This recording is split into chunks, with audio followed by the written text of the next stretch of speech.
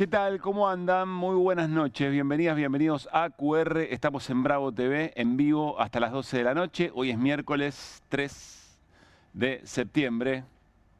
Guiño, guiño. Lo extraño a Juan. Y así arrancamos. Bueno, siempre tuvimos muy en claro que el gobierno iba a jugar al límite o más allá. Cuando digo siempre es desde el momento en que el propio Javier Milei y su manera muy emocional, muy violenta de interpelar a la sociedad, bueno, nos dimos cuenta que tenía cierta efectividad electoral. Desde su asunción en la Cámara de Diputados, aunque tampoco creíamos en ese momento que podía tener chances serias de ser presidente de la nación, pero en el momento en que empezamos a pergeñar eso, nos dimos cuenta que Milei o esa manera de acumular política, no solamente en la Argentina, sino en todo Occidente por lo menos, venía a tensar mucho los límites de lo que conocíamos hasta ese momento. Es cierto, pensamos que íbamos a tener mejor respuesta institucional, o que en términos institucionales los límites iban a ser mucho más sólidos, mucho más fuertes respecto de esos excesos, respecto de esas maneras, de esas violencias, y también creímos que el resto del arco político se iba a comportar de otra manera, salvo algunas excepciones. En general convalidó esa manera de ser de Milei, se rindió eventualmente ante su eficacia de conectar con un sector de la sociedad. Por supuesto que no toda la política, ahora vamos a volver sobre eso en un momento.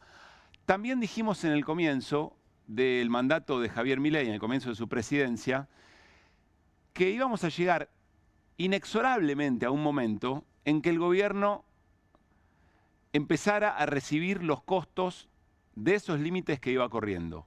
Los costos de su manera, los costos de su violencia, los costos de las ofensas institucionales, desde el momento uno, cuando habló del Congreso Nacional, de uno de los poderes del Estado, el más esencial de la democracia o el más definitorio o distintivo de la democracia, y le dio la espalda en su jura, en el momento de la jura, más todo lo que vino después. Pero siempre supimos también, insisto, que su plan económico en algún momento lo iba a acorralar, que iba a asumir las consecuencias de un plan económico que, como se repitió tantas otras veces, más allá de algún eventual matiz, iba a tener momentos de embudo, iba a tener momentos de mucho estrangulamiento en términos de tensión financiera y, por supuesto, el impacto que tiene en la vida de la gente, es decir, la respuesta social a esas medidas, en el momento en que la narrativa de que todo era culpa del gobierno anterior y que había que sacrificarse y soportar el ajuste y soportar ese dolor en el propio cuerpo, perdía sentido. Bueno, estamos un poco en ese momento. Y entonces nos preguntamos en aquel tiempo, no por ver nada distinto de lo que ven los demás, sencillamente porque en ese momento elegimos plantarnos con lo que nosotros creíamos que efectivamente iba a ocurrir, y en ese mismo momento, sin especular hacia adelante, que en el momento en que el gobierno se viera acorralado por sus propios métodos, iba a ser un momento de mucho riesgo institucional en la Argentina. ¿Cómo iba a responder una personalidad, un dogma, como el que venía a plantear La Libertad Avanza y el propio Javier Milei en ese momento de sentirse acorralado cuando atraviese sus peores momentos eventualmente? Bueno, lo hemos dicho en otras oportunidades, pero está claro que este es el peor momento del gobierno, lo que no quiere decir que dentro de poco no tenga otro peor momento el propio gobierno, y confirmamos que el gobierno siempre jugó al límite y que en el momento cuando se ve muy a la defensiva, muy cuestionado por las propias prácticas económicas, sociales y políticas, el gobierno redobla la apuesta y el gobierno va a todo o nada. Y lo está demostrando en estas horas. Frente a acusaciones de corrupción, el gobierno se imagina que es posible allanar periodistas. Juega con las estructuras más podridas del Poder Judicial para tener eventualmente algo que lo respalde. El gobierno también, en términos económicos, pone todos los instrumentos de política económica a jugar como se pueda para tratar de sostener el tipo de cambio de cara a las elecciones, ya no de octubre, del próximo domingo, de lo que tiene muy enfrente, de los días siguientes. Y entonces se lleva puesta la actividad económica, y sobre todo es capaz de seguir endeudando al país de una manera muy gravosa. Eventualmente eso en algún momento se tiene que pagar y se va a pagar con más ajuste. Por supuesto, siempre hay expectativas que la política logre revertir eso eventualmente en algún momento, pero empeora la situación de deuda del país, y todo para tratar de llegar con un tipo de cambio, un esquema de cambio muy forzado que ni siquiera los economistas de su propio palo le validan. Bueno, hoy vimos otra escena en la que queda demostrado que el gobierno está dispuesto a llevarse todo puesto, a todo o nada, a jugar más allá del límite, mucho más allá del fleje, en la escena en Moreno. Porque el gobierno eligió construir una escena de suma violencia política, de mucha tensión. Hoy estuvimos todo el día muy pendientes de qué era lo que podía llegar a pasar en la tarde-noche en la provincia de Buenos Aires, en una localidad y sobre todo en unas instalaciones que de ninguna manera estaban preparadas para un acto de cierre de campaña de esas características, por todas las cosas que escuchamos durante la jornada. Porque no había vía de escape, porque no había estructuras suficientes, por un montón de motivos, porque era un territorio que el presidente nunca pisó y que efectivamente es ciudadanía a la que le falta de todo, y se empieza a conectar todo lo que tiene que ver con los recortes del presidente y la vida cotidiana de la gente en obra pública. Para arrancar, en un rato vamos a hablar de esto con Martín Granowski y con Gabriel Catopodis. Y entonces el presidente nos pone frente a una escena que incluso él manifiesta como de posible atentado. El presidente dice: quieren romper nuestro plan económico y están dispuestos hasta matarme. Yo sé que estamos muy acostumbrados en este tiempo a esos excesos del presidente, a ese ir por fuera de los estándares habituales. Pero hoy estuvimos todo el día girando al compás, con mucho temor, nada de celebración, girando al compás de una posible escena de violencia respecto, ni más ni menos que el presidente de la Nación, porque va y se expone solamente para tratar de conjugar una escena de victimización en medio de una desesperación total, porque todas las piñas le entran a este gobierno en un momento de muchísima debilidad. Vamos a observar un poco la escena que nos dio efectivamente el acto en Moreno, en estas imágenes. Ponelo, Juli. Estos son los alrededores del Club Villa Ángela, donde se hizo efectivamente el acto. Vean que había mucha fuerza policial, Gendarmería Nacional, pero también la Policía Bonaerense, tratando de contener y que efectivamente lo que el presidente parecía desear no ocurriera. Pero miren esta imagen. Ese es el acto. Miren la cantidad de personas. Si podemos correr un poquito más, van a ver que atrás aparece un predio donde hay algunos vehículos que nos ayudan a tener una escala de la presencia. Ahí está, miren esa escena. Esa escena muestra muchas cosas. Me parece que sería muy arriesgado decir, fue poca gente y entonces el presidente y la Libertad Avanza en la provincia de Buenos Aires va a tener determinada cantidad de votos. Porque ya el presidente tuvo que suspender actos en la provincia de Buenos Aires antes de ser electo presidente porque no iba nadie y finalmente terminó consiguiendo los votos en las urnas.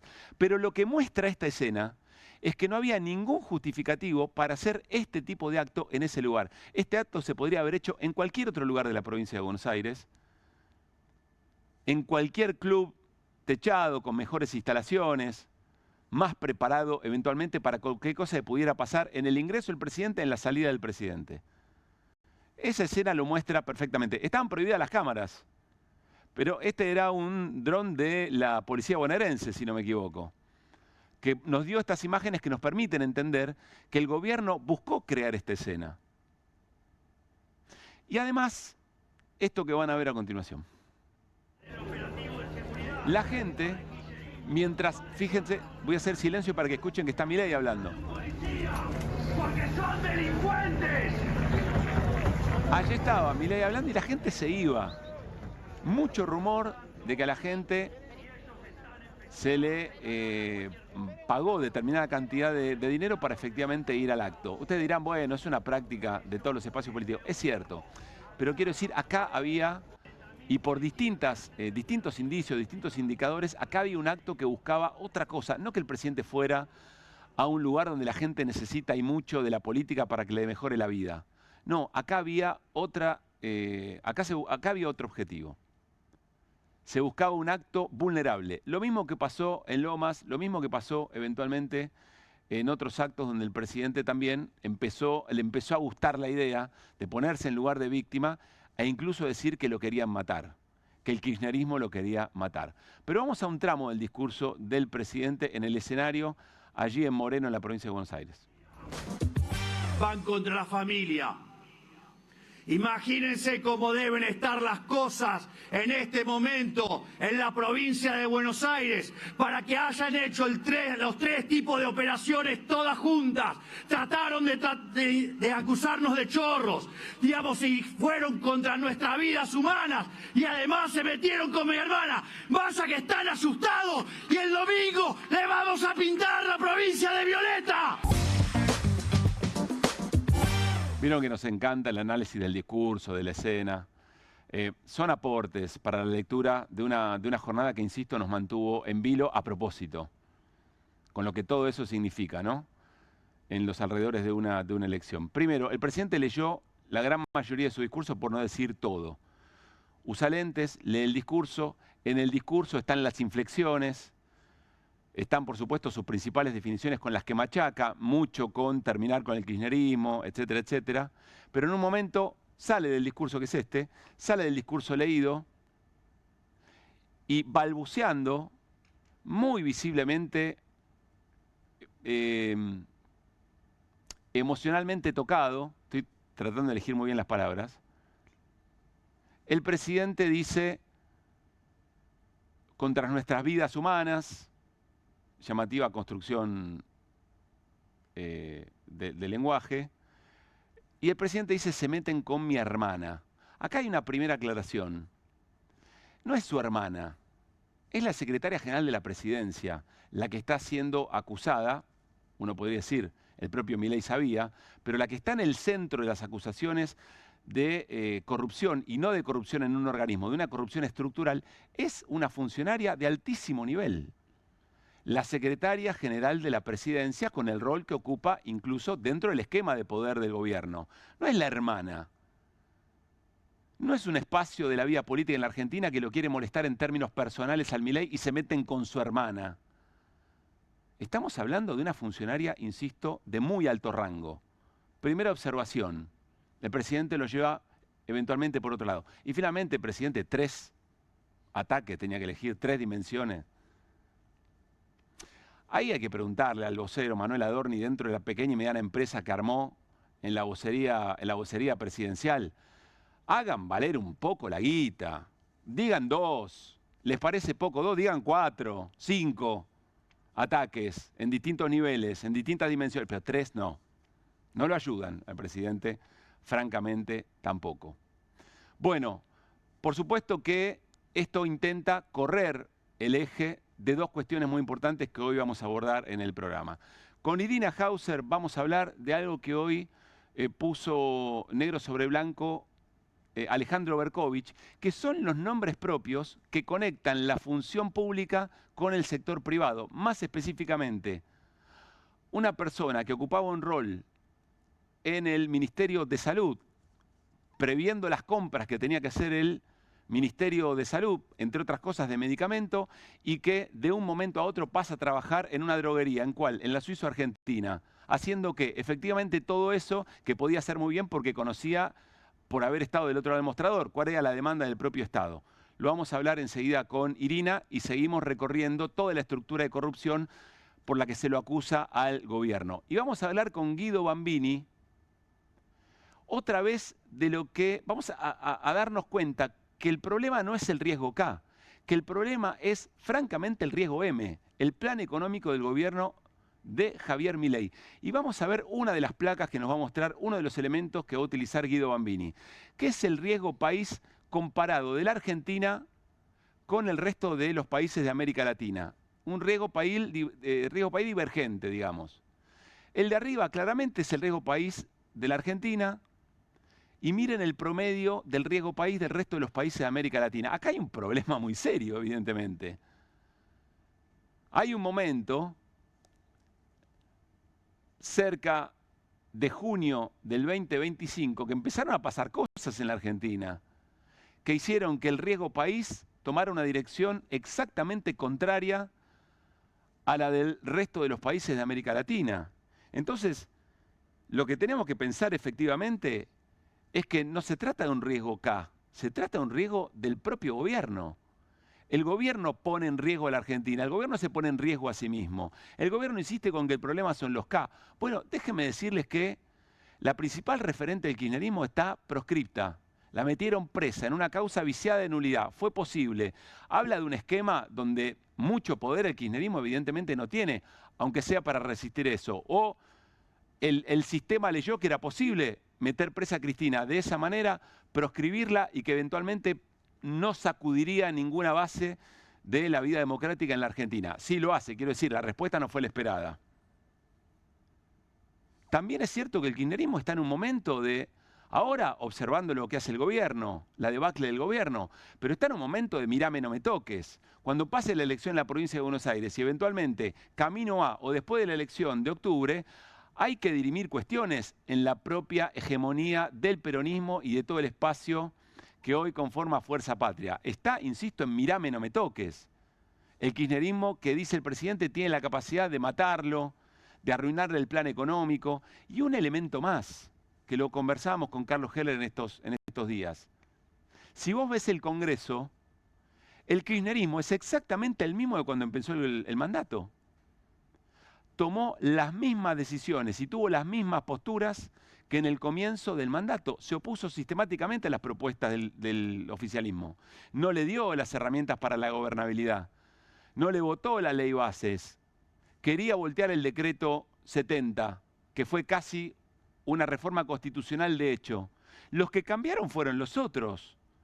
Los que cambiaron fueron todos los que en algún momento fueron eventuales aliados. Los que para esta misma escena electoral se morían por acordar con el presidente y el presidente dinamitó todos los puestos de construcción política en todo el territorio de la Argentina. Entonces, riesgo K no se la cree nadie. No se la cree nadie, francamente. No sé, quizá hay un sector de la sociedad argentina que en su expresión electoral el próximo domingo y el 26 de octubre todavía le queda algo de narrativa, pero no es serio el planteo. Y no es serio el planteo para aquellos que Milei necesita que lo acompañen, que son el resto del arco político. Está a punto de convertirse en mancha venenosa el gobierno, en muchos aspectos, no solo en el nombre propio de algunos funcionarios. Y también el resto de los que quieren hacer negocios en la Argentina, inversiones, las especulativas y las que verdaderamente tienen que ver con la actividad económica real, están observando todo esto. Hay empresarios en el exterior que estaban a punto de concretar algunos negocios o algunas reuniones que están frenando y preguntan a los contactos en la Argentina, che, ¿cómo está la cosa? ¿Qué pasa en las elecciones? ¿Qué pasa con la corrupción? El riesgo es M. El riesgo sos vos, Milei. Lo del riesgo K cada vez tiene menos hilo en el carretel. Arrancamos QR y arrancamos con la voz del día. No son rusos, no son venezolanos, no son espías, son laburantes y directivos que no soportan no poder dormir de noche. Si vos pones a chicas de la noche en las listas, ¿cómo no te va a infiltrar? Te va a infiltrar cualquiera. En la macro desordenada, 12 derrotas consecutivas en el Congreso, el caso Españolo y pérdida de iniciativa política. Hoy el rol es víctima. Patricia Bullrich ha llegado al ridículo de allanar heladeras. Pero claro, había acusado de vegana a la persona, encontró pollo. No se olviden de las cosas que hace Patricia Bullrich para tratar de instalar en nuestro país la figura de terrorismo. El kirchnerismo y sus aliados están básicamente aplicando lo que se llama la estrategia de Cortés, que es la de quemar las naves.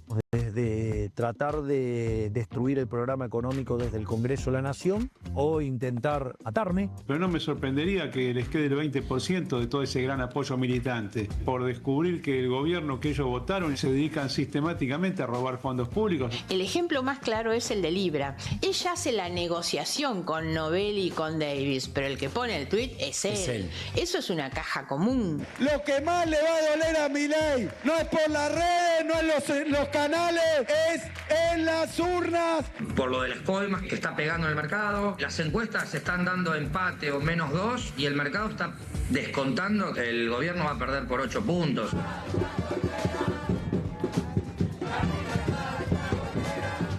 Me preocupa porque están trayendo barra bravas de otros municipios. Les pido, por favor, el día de hoy no es un día para manifestarse.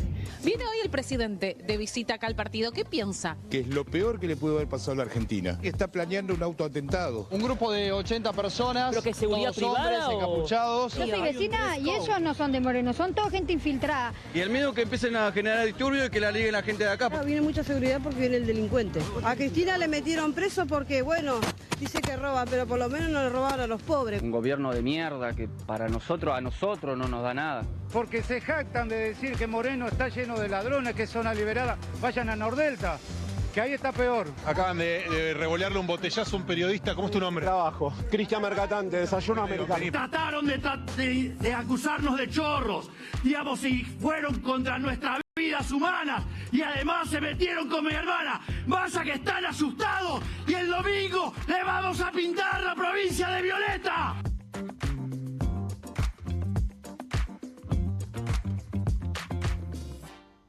Bueno, y antes de presentar al equipo de QR, vuelvo a quedarme ya en otro tono con el planteo de Milei de los 3 abordajes o los 3 ataques que recibe el gobierno por parte del kirchnerismo, etcétera, etcétera, y nos la deja picando el presidente con el 3. Tenemos una portada para el día de hoy que es portada trivia.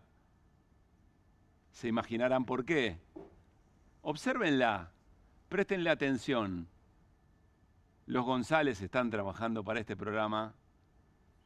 Muy bien. Machi, un gran abrazo. Miren detrás. Busquen las referencias. Hay algunas sencillas, otras no tanto. Jueguen en casa y construyan con nosotros el programa de hoy en nuestro canal de YouTube. Pueden allí chatear. Después vamos a desafiar a nuestro equipo, que lo está viendo con ustedes. Solamente producción. Y yo lo habíamos visto antes, hay algunas que son bastante bravas. Ahora sí, hecha nuestra portada que nos va a acompañar en el programa de hoy. Muy buenas noches, Irina Hauser. ¿Qué dice? ¿Qué tal? Buenas noches, muy lindo. Hola, Martín. El juego. Buenas noches. ¿Cómo estamos? Muy bien. ¿Qué dice, Guido? Buenas noches. ¿Bien? ¿Cómo estamos? Bueno, nos sacamos una sonrisa que no nos viene nada mal. ¿Jugamos o no jugamos? La verdad. ¿Cómo? ¿Y jugamos no, o no jugamos? Un ratito, para que la piensen. Bueno. Hagan captura de pantalla y en un ratito... Pero en un ratito uno se olvida por ahí. Sí. Hoy hablábamos con Juli Romero en producción. La verdad que el gobierno, en esto, no quiero ser reiterativo, en el riesgo de naturalizar tantas cosas, pero hoy el gobierno construyó una posible escena de atentado contra el presidente que nos tuvo y nos mantuvo muy en alerta durante toda la jornada, ¿no? Sí, coqueteando todo el tiempo con la violencia política como un elemento para que incida efectivamente en las elecciones. No lo dijimos en la apertura, pero me parece que el gobierno de la provincia de Buenos Aires, otra vez, después le voy a decir cuál creo que fue la otra escena, se anticipa y entre Javier Alonso, el ministro de Seguridad, el propio gobernador Kicillof y Mariel Fernández, la intendenta de Moreno, creo que desactivan un poco lo que quizá podía llegar a pasar si nadie decía nada. No sé qué piensan. Con Milei no podía pasar nada, obviamente, porque digamos, si vemos el desfile que mostramos anoche, que en realidad era de hoy, ¿no es cierto? El desfile en China sí, anoche, que era de hoy. Y esto, y poníamos las dos cosas juntas, yo no sé dónde había más despliegue. Si en el aniversario de la, del fin de la Segunda Guerra Mundial o esto. Compro, pero entonces, a veces acá, lo que acá hicieron, es más fácil de hacer. No, es que custodiaron, lo que hicieron esta vez es lo que no hicieron en Loma de Zamora. Custodiaron al presidente. A quienes no custodiaron es ni siquiera a sus propios simpatizantes. Lo dejaron en tierra de nadie. Algunos seguían abandonados todavía dando vuelta por ahí. No todos tienen la suerte que un barra brava lo suba a la moto, ¿no? Como experto en... Sí, igual pareciera que con alguna instrucción porque todos con capucha, ¿no? Sí, una parte sí, además, según parece hasta ahora, digo, yo no lo tengo confirmado, pero el colega herido es por un piedrazo tirado por una bandita de un puntero de la Libertad Avanza. ¿Piedrazo o botellazo? Botellazo, perdón, botellazo, disculpe. Me parece que o sea, que además de haber una especie de batalla, como les gusta llamarlo a ellos, que tiene algo de real porque la llevan a lo fáctico, digamos, la guerra discursiva que generan es tremenda. pero están peleando desde hace muchos días para que no se hable de las coimas. Yo perdonen que insista con lo mismo, pero es porque es lo que los está golpeando frente al domingo.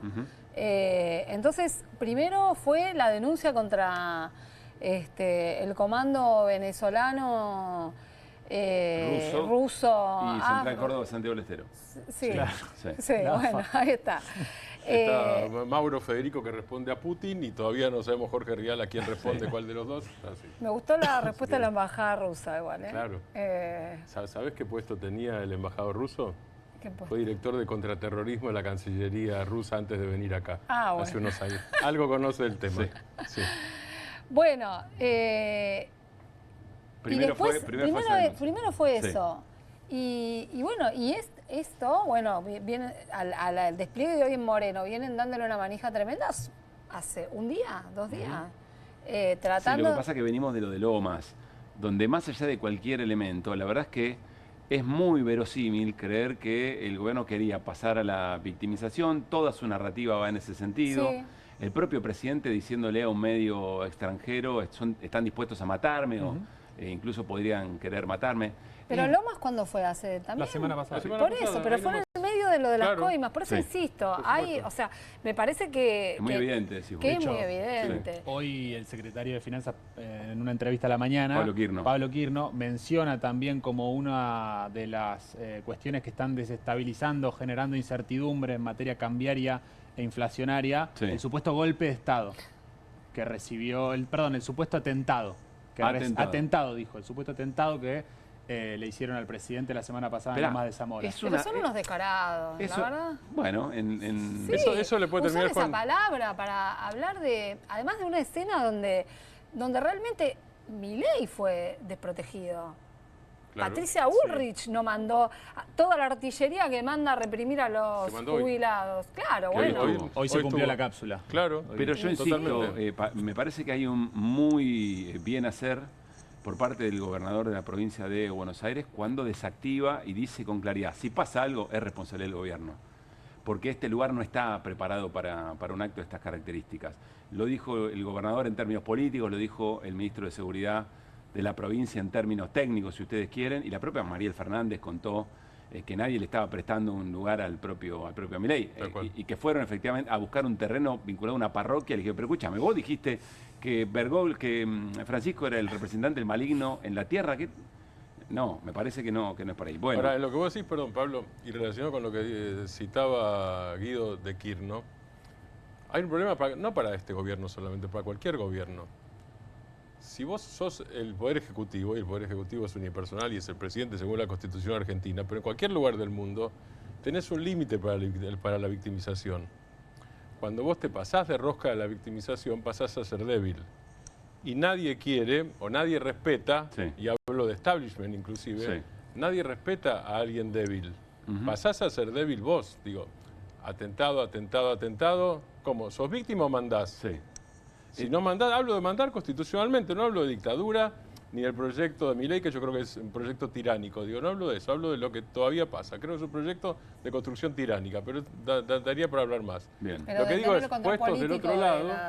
Tener control. Tenés que tener control político. Puesto del otro lado, si vos te victimizás y soy débil, soy frágil, me van a hacer atentado... Te lleva puesto el mercado. Bueno, ¿qué mandás? ¿Sobre qué mandás? Vamos a ir compartiendo algunas imágenes de lo que ocurrió en Moreno hace un rato nada más. Vean estas para comenzar. Milei ingresando al acto como lo suele hacer siempre. No es lo mismo un espacio cerrado, eventualmente, que todo lo que les explicamos en este rato. Y miren lo que está pasando afuera. Acá el colega que recibió, como recién explicaba Martín, un botellazo. Cristian Mercatante, que es un colega de América, si no me equivoco, ¿no? Desayuno Americano, me parece, el programa Desayuno Americano. Bueno, evidentemente acá no estaban dadas las condiciones para llevar adelante este acto. Está dentro de los manuales de la propia construcción del caos. Yo no voy a decir si fueron autoprovocados o no, de ninguna manera, pero Milei perfectamente puede decir, che, a Bolsonaro le funcionó cuando lo apuñalaron en un acto de campaña. Al propio Trump, es muy jugado decir que lo de Trump no era otra cosa que la que vimos, digamos, ¿no? Porque llegaba, si alguien le chiflaba del otro lado y miraba por otro lado, que fueron 7 milímetros de distancia, ¿no? Claro, de la cabeza. así es. No, eso fue un atentado claramente. Pero eventualmente... Lo de Bolsonaro me quedan dudas todavía. En los cerebros del caos del propio gobierno, que les gusta tanto imitar a ese manual de instrucciones para generar capital político, probablemente se les cruzó por la cabeza que esto era posible. Yo creo, perdón, Pablo, creo que además lo que hubo hoy, después si querés vamos al discurso, que me gustaría hablar alguna cosa también. Dale. Creo que lo que hubo hoy también es una especie de invasión de la provincia de Buenos Aires por parte del Poder Ejecutivo, del gobierno federal. Es una invasión de la provincia de Buenos Aires, porque es usual que un presidente cierre campañas nacionales, es inusual que un presidente cierre campañas provinciales cuando además no es candidato. Es inusual. Bueno, pero eso. Puede, ¿no? Yo digo que no puede. En ningún lugar que... No, pues invasión suena fuerte. Sí, es fuerte. Invasión de la provincia me suena. Sí. ¿Por qué? Argumenta. Yo te invado, yo me convierto en bomba y te armo el quilombo y te dejo el quilombo, que es lo que pasó la noche después. A eso me refiero. Y el control lo hago sobre mí mismo. Yo, presidente, el control lo hago sobre mí mismo. Sí. El despelote, yo me voy y la bomba te la dejo puesta. Acepto, pero invasión de un presidente que quiere hacer un acto en cualquier provincia. No, derecho tiene. Yo estoy hablando políticamente, yo no estoy hablando jurídicamente. Pero es cierto que el clima de violencia y caos, como también lo describirían ellos, si vieran la escena de afuera, lo sembraron ellos. Claro. Es que a mí eso es lo que más me preocupa, digamos, ¿no? ¿Qué estamos viendo ahí? Ah, ese es el momento en que llegan los encapuchados, más temprano. Recuerden que no se podía entrar con cámaras, ¿no? Que había una prohibición de ingresar con cámaras. Bueno, y todas estas personas estaban entrando al acto algunos minutos antes de que llegue el presidente Javier Milei. Muy sospechoso todo. Nadie lo vio. Imagínense si este acto lo organizaba eventualmente otro espacio político, no sé, pónganle en la Argentina el peronismo. El desfile de imágenes que se hubieran tenido. Se filtró también un audio, después lo vamos a repasar. Me parece interesante eso que se filtró de Vera, uno de los punteros de La Libertad Avanza, con algún pasado en el peronismo, juntando gente. Creo que ahí hay otras cosas para conversar, pero lo que plantea Irina me parece el centro de la escena. Un gobierno que está dispuesto a crear una escena de potencial magnicidio, ¿no? Porque el presidente dice, hasta me quieren asesinar, somos víctimas. El propio Adorni el otro día diciendo, no vamos a decretar ningún feriado, comparando lo que pasó en Loma de Zamora con el atentado contra Cristina Fernández de Kirchner. Bueno, me parece que se ven mucho los hilos. Yo quiero que nos vayamos metiendo en otros temas, porque detenernos mucho acá, si bien es grave, también le quita lugar a lo que verdaderamente el gobierno le está preocupando y que le preocupa a todo el ecosistema político en la Argentina, que son los datos económicos y lo que está pasando con la corrupción del gobierno de Milei. Pero miren, nos vamos a ir metiendo en el tema de los audios. Este es Ramón Vera, es el nombre, ¿no? Si no me equivoco. Sí, así es. El nene. El nene Vera, que, es puntero de La Libertad Avanza en la provincia de Buenos Aires, en la primera sección electoral, y en un momento de la tarde se viraliza este testimonio. Escuchen. Buenas tardes a todos. Muchachos, me piden horario límite para pasar, cantidad de colectivos. Si alguien quiere colectivos de la sección, hora 15, 15:30. Ya me pasaron varios, pero los que no me pasaron y quieren movilizar y necesitan colectivos, ese es el horario límite, 15, 15:30 horas. Vuelvo a decir, los que me pasaron ya no, está todo bien, no hay problema. Faltan bastante todavía. Así que mándenme por privado cualquier cosa, lo que necesiten. Bueno, a mí no me sorprende para nada. Es más, voy a decir otra cosa, quizá les caiga antipático, pero la organización en micro de gente yendo a un acto político, a mí me parece que está muy bien, porque la política y la organización van de la mano, eventualmente. Después hay que ver qué otras cosas hay en juego. A mí no me escandaliza para nada lo de Vera en este audio. Ahí está Vera supervisando eventualmente. Es el de camisa celeste, ¿no? Que pero está de espalda, Pablo, supervisando el ingreso a un sector de la militancia. Hoy vi haciendo zapping en varios canales que descubrían el Gran Buenos Aires y descubrían Moreno. Sí. Hay mucha gente que descubrió Moreno. Es insólito, pero está así. Está solamente 35 kilómetros para el descubrimiento de Moreno.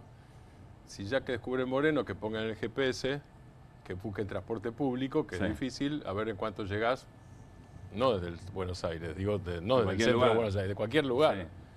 Sí. Y llegar al barrio Trujillo en Moreno, digo, desde el centro de Moreno, puede ser media hora, 40 minutos más o menos. O sea que yo tampoco, digamos, nunca demonicé los colectivos para ninguna fuerza política, porque además es imposible, si no, digamos directamente que no tiene que existir la política, ni los actos, ni la organización, ni la política, y chau.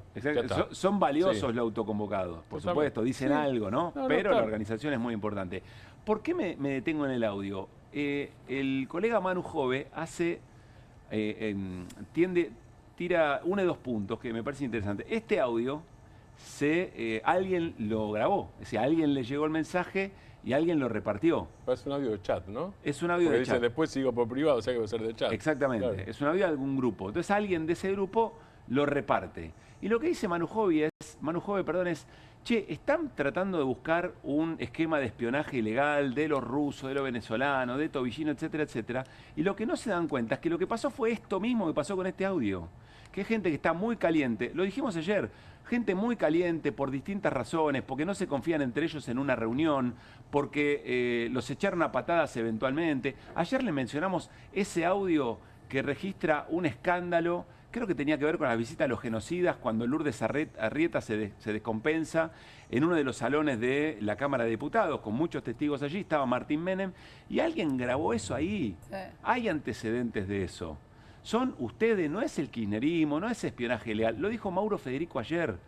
Por eso lo pasamos, porque nos parece que Mauro Federico entrega algún elemento para tratar de entender de dónde viene todo eso. Es de adentro, no hay ninguna amenaza externa. El problema, el riesgo en general es el riesgo M, el riesgo Milei, pero para el propio mileísmo también. Y me parece que cómo se difunde este audio, ha pasado otras veces, es una pista de eso. Y Manu Jove lo observa y lo toma y me parece muy, muy interesante en ese sentido. Bueno, vamos a escuchar un par de momentos de discurso del presidente Javier Milei. Enseguida hablamos con Gabriel Catto Podis, que es ministro de Desarrollo de la provincia de Buenos Aires, de Infraestructura, perdón, y también es candidato por la primera sección electoral. Pero aquí Milei hoy en Moreno.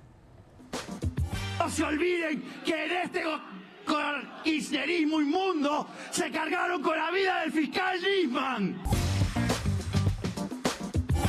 Otra vez el presidente sale del discurso, para mí, en poco control sobre su propia verba, y vuelve a jugar con la idea de fueron capaces de matar a Nisman, sí, pero ni meternos en eso. Esto es geopolítica. A ver. Está hablando para afuera. Esto, ¿qué le importa a la gente? En la provincia de Buenos Aires que le hablen de Nisman, ni se deben acordar que la causa está abierta. Yo creo que estás sobreestimando mucho este momento. ¿Y te escuchan a vos? ¿Te parece que estoy sobreestimando Me parece esto? que acá Milei manoteó lo que tenía a mano. No, dicen Nisman cuando quieren quedar bien con la Embajada de Estados Unidos, dicen Nisman cuando quieren quedar bien con Israel o el Mossad, perdón. Pero es un latiguillo que lo tienen incorporado, Ah, bueno, está bien. No, pero lo tienen incorporado porque hacen eso, y creo que el mayor exponente de rendir pleitesía a ambos países es Javier Milei. Bueno. Lo tiene en el chip, ¿viste? Te revolea un Nisman, ¿viste? Es una cosa increíble. De la nada. Sí, no, para mí es impresionante. Acá, yo no sé si está en audios, pero yo tengo ahí... Es muy buena, te revoleó un Nisman. Sí, te revoleo un Nisman, es así.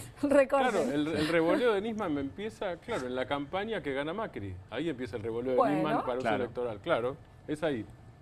Es así. Bueno, y hace poco Comodoro Pi haciendo un favorcito con este tema, metiendo la mano, revolviendo, citando a la fiscal, a indagatoria, la fiscal que tuvo el caso, ¿ustedes se acuerdan? La primera fiscal que tuvo el caso, la cita en la indagatoria ahora. Una vergüenza.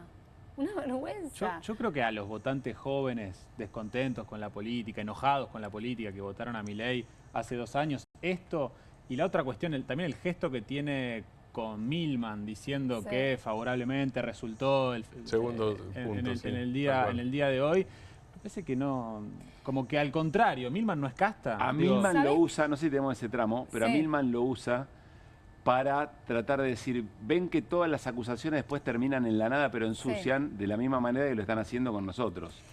Me quedé pensando otra cosa de Nisman.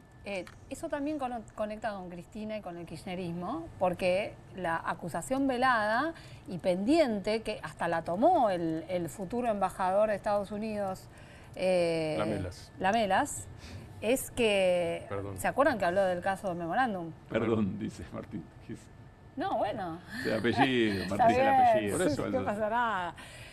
Pero ese tema está en el aire. Sí. Ese tema, el tema Nisman está en el aire y lo que tratan también es de asociarlo con Cristina, como si hubiera sido, ¿qué es el memorándum? Cristina mandó a matar. Bueno, son capaces de, ¿no? Bueno, la idea son capaces de. Bueno, pero trabajan sobre todo eso. Sí. Yo realmente creo que es algo que lo tienen súper incorporado. Y lo que traes de Milman, que si querés, no sé si lo querés, después lo desarrollamos después, tampoco es antojadizo. Lo puso en un tuit además el presidente, claro. ¿no? Enseguida, ya está Catopodi, sé que nos está esperando, pero dame ese tramo de Milei donde construye escenarios de resultado electoral para el domingo, me parece que también es importante, incluso para la charla con Gabriel. La batalla contra el kirchnerismo es una batalla moral, es una batalla contra unos delincuentes y chorros.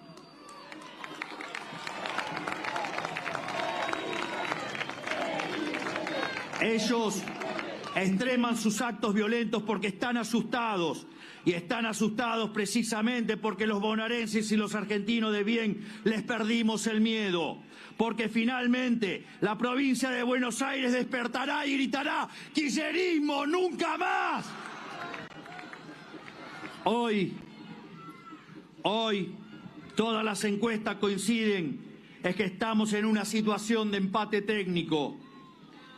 Esto quiere decir que puede ganar cualquiera y significa que un par de votos aquí o allá definirán qué fuerza triunfará en esta elección. Significa también que cada voto individual vale muchísimo más que una elección normal. Hoy más que nunca, el voto de un individuo puede hacer la diferencia. A los kirchneristas este escenario les aterra. Por eso están dispuestos a todo para inclinar la balanza en su favor en este último tramo. Por eso operan con las peores calumnias para desmoralizar a la gente de bien. Bueno, allí el presidente diciendo, ese empate técnico que nos es favorable, si perdemos por poco nos es favorable. Esto sabés qué es, ¿no? Esto sabés qué es. ¿Qué es? Esto tienen que, o que están perdiendo por mucho, o que el ausentismo no lo favorece porque son votos desencantados. Están llamando a votar. Se enlaza con algo. ¿Querés que te diga textualmente lo de Milei? ¿Que viene después? Sí. ¿Textual? Sí. ¡Anda a votar! Sí. Lo dijo así 3 Gracias, veces. Granoski. Yo te pregunté si querías textual, yo te digo textual. Estamos en un día de grandes performances. Gabriel Catopodis está en línea, nos esperó unos minutos. Gracias, Gabriel. Pablo Caruso y todo el equipo de QR, saludamos. ¿Cómo estás? Lo despabiló, Martín. Claro. ¿Qué tal, Pablo? ¿Cómo estás? Claro, ¿Cómo hasta ahora, chicos? después de tanta recorrida, estaba medio dormido, te despabiló Martín Granoski. Un poquito. Un poquito. A ver, ¿coincidís con Martín? Arranquemos por ahí. ¿Coincidís que hay preocupación en el gobierno respecto de quién no vaya a votar y por eso Milei dice anda a votar de esa manera? Bueno, está claro que en términos del humor social, de lo que uno va sintiendo en la calle, ellos la elección la están perdiendo. Después veremos qué pasa con los votos el domingo, ¿no? Pero en términos de iniciativa, de instalar los temas de agenda, de conducir de alguna manera la agenda y las conversaciones alrededor de esta elección, definitivamente el gobierno no está pudiendo. Este era el año del rebote, este era el año donde ellos tenían que estar con otros números, con otros resultados económicos y por supuesto con mucha más fortaleza, y definitivamente lo que yo encuentro en la calle es mucho, pero mucho enojo. Todo lo que de alguna manera hasta hace algunos meses aparecía reflejado en indicadores, en gráficos, en debates y discusiones entre economistas de un lado y del otro, ahora desde hace algunas semanas está en la calle, se instaló en la calle, cruza la vida cotidiana de la gente, y eso definitivamente es lo que va a terminar de generar un voto de mucho enojo para frenar y cambiar esas decisiones. Antes de preguntarte por el acto en Moreno, déjame preguntarte por el acto en Tigre. Hoy cerraban en Tigre con el gobernador Kicillof, estaba Sergio Massa, bueno, distintos referentes, por supuesto, y candidatos y candidatas de esa sección electoral. ¿Y con qué modo de interpelar? ¿Cuál te parece, Gabriel? Escuchando al gobernador uno más o menos se da cuenta. ¿Cuál es el mensaje a unos pocos días de la elección? Que no alcanza con protestar, que no alcanza con hacer un paro, que no ha servido solamente ir por el Congreso Nacional con proyectos de ley que fueron muy importantes. La única instancia definitiva que puede hacer que Milei escuche, que el gobierno escuche, que el gobierno entienda que el rumbo es equivocado, que la gente la está pasando mal, es el voto. Entonces es cada 2 años y cada 4, no es todos los domingos, y es la posibilidad de que como sociedad nos pronunciemos y podamos decidir, y eso es indelegable y eso no lo vamos a regalar, no vamos a dejar que nadie opine y decida por nosotros en el cuarto oscuro, y eso es lo que yo creo que se tiene que expresar el próximo 7 de septiembre, el domingo. Gabriel, Martín. ¿Cómo estás, Gabriel? Hoy miraba las imágenes y haciendo un poco de zapping antes de venir para acá, y descubrí que hay mucha gente asombrada de cómo es el Gran Buenos Aires y asombrada de cómo es Moreno en particular y cómo es el barrio Trujuy, donde seguramente mucha gente no estuvo nunca. Gente que debiera estar, digo, algunos no tienen obligación, gente que profesionalmente debiera estar. Pero voy a otro punto, porque una parte de la discusión de la campaña y frente al gobierno en general es el tema de la obra pública. En Moreno en particular, ¿qué cosas frenó el gobierno nacional y qué cosas pudo hacer la provincia y qué cosas son imposibles de hacer si no hay recursos del gobierno nacional? Mirá, 2 obras muy importantes que en Moreno se frenaron. Todas las obras de la Universidad Nacional de Moreno, como todas las obras en todas las universidades, se frenaron. Esas obras hoy las está retomando la provincia de Buenos Aires, pero una obra mucho más importante y muy grave que se haya parado, que es la planta de tratamientos de líquidos cloacales de Catonas, que tenía financiamiento internacional. ¿Qué quiere decir eso? Que no le salía un peso en el tiempo presente a los argentinos, que no había que recaudar impuestos, que el crédito estaba aprobado, que estamos pagando punitorios por esos créditos y que esa obra nunca se inició, ya estaba licitada y ya estaba a punto de iniciar la ejecución, y era la obra que le permitía a todo Moreno poder saldar con una deuda de muchos años. Mariel, la intendenta, ha luchado por esa obra cuando la teníamos ya lista con una nueva objeción del Banco Interamericano de Desarrollo. Fue el cambio del gobierno y creo que ahí habla de la crueldad, porque frenar obras, digamos, podemos discutir un buen rato, pero frenar obras que hacen a la calidad de vida, al saneamiento, al piso de dignidad, obras de agua y obras de cloaca que no se están haciendo en los barrios más pobres de la Argentina, es una explicación que tiene que dar Milei a la sociedad. Gabriel, ¿qué sentís que quiso hacer Milei hoy con el acto allí en Moreno? No, me parece que están jugados, me parece que están ya con el minuto final, el último momento de poder. Yo creo que ellos sienten que están realmente acabados en términos de posibilidades y estaban jugando también a esto, ¿no? A distraer, a poner el tema de la seguridad y de un posible conflicto en el conurbano bonaerense, un gobierno nacional que utiliza más de 15.000 efectivos para cagar a palo a 15 jubilados todos los miércoles, no puede hacerse cargo de asegurar el acto de cierre de su fuerza política. Bueno, es de una gran irresponsabilidad, pero no nos podemos distraer, Pablo, porque es lo que ellos pretendían. Tenemos que volver al único eje, lo único que manda esta elección, que es que el bolsillo duele y que los argentinos y los bonaerenses en particular han hecho un sacrificio enorme estos 2 años, pero que están sintiendo que no les ha traído ningún beneficio, que fue absolutamente inútil. Y entonces la decisión del 7 de frenarlo, ¿por qué? Bueno, porque es un gobierno que le roba a los discapacitados. Frenarlo, ¿por qué? Porque es un gobierno que le baja los impuestos a los más ricos, pero le niega una mejora, un aumento a los jubilados. Frenarlo, ¿por qué? Bueno, porque ya transitamos por este camino de la timba, el festival de bonos y el derrame y el endeudamiento, y de ahí no vuelve nada para la clase trabajadora, para la clase media. Es un plan que hackea la posibilidad de ser clase media en la Argentina. Viste, Gabriel, que en ningún testimonio, no sé, me imagino que en los recorridos que vos hacés como dirigente o como ministro, pero en los que se escuchan también, por ejemplo, en los canales de noticias, cuando salen con el micrófono a la calle, nunca nadie dijo vivo mejor. Siempre hubo un reconocimiento de que se iba viviendo peor con las políticas de Milei. Pero había una suerte de esperanza, de expectativa, o ponerle algún sentido de transformación hacia el final, a tierra prometida, y que ese ajuste tenía algún sentido. ¿Crees que todo el tema de las acusaciones por coimas, el 3% de Karina Milei, crees que rompió un poco esa narrativa?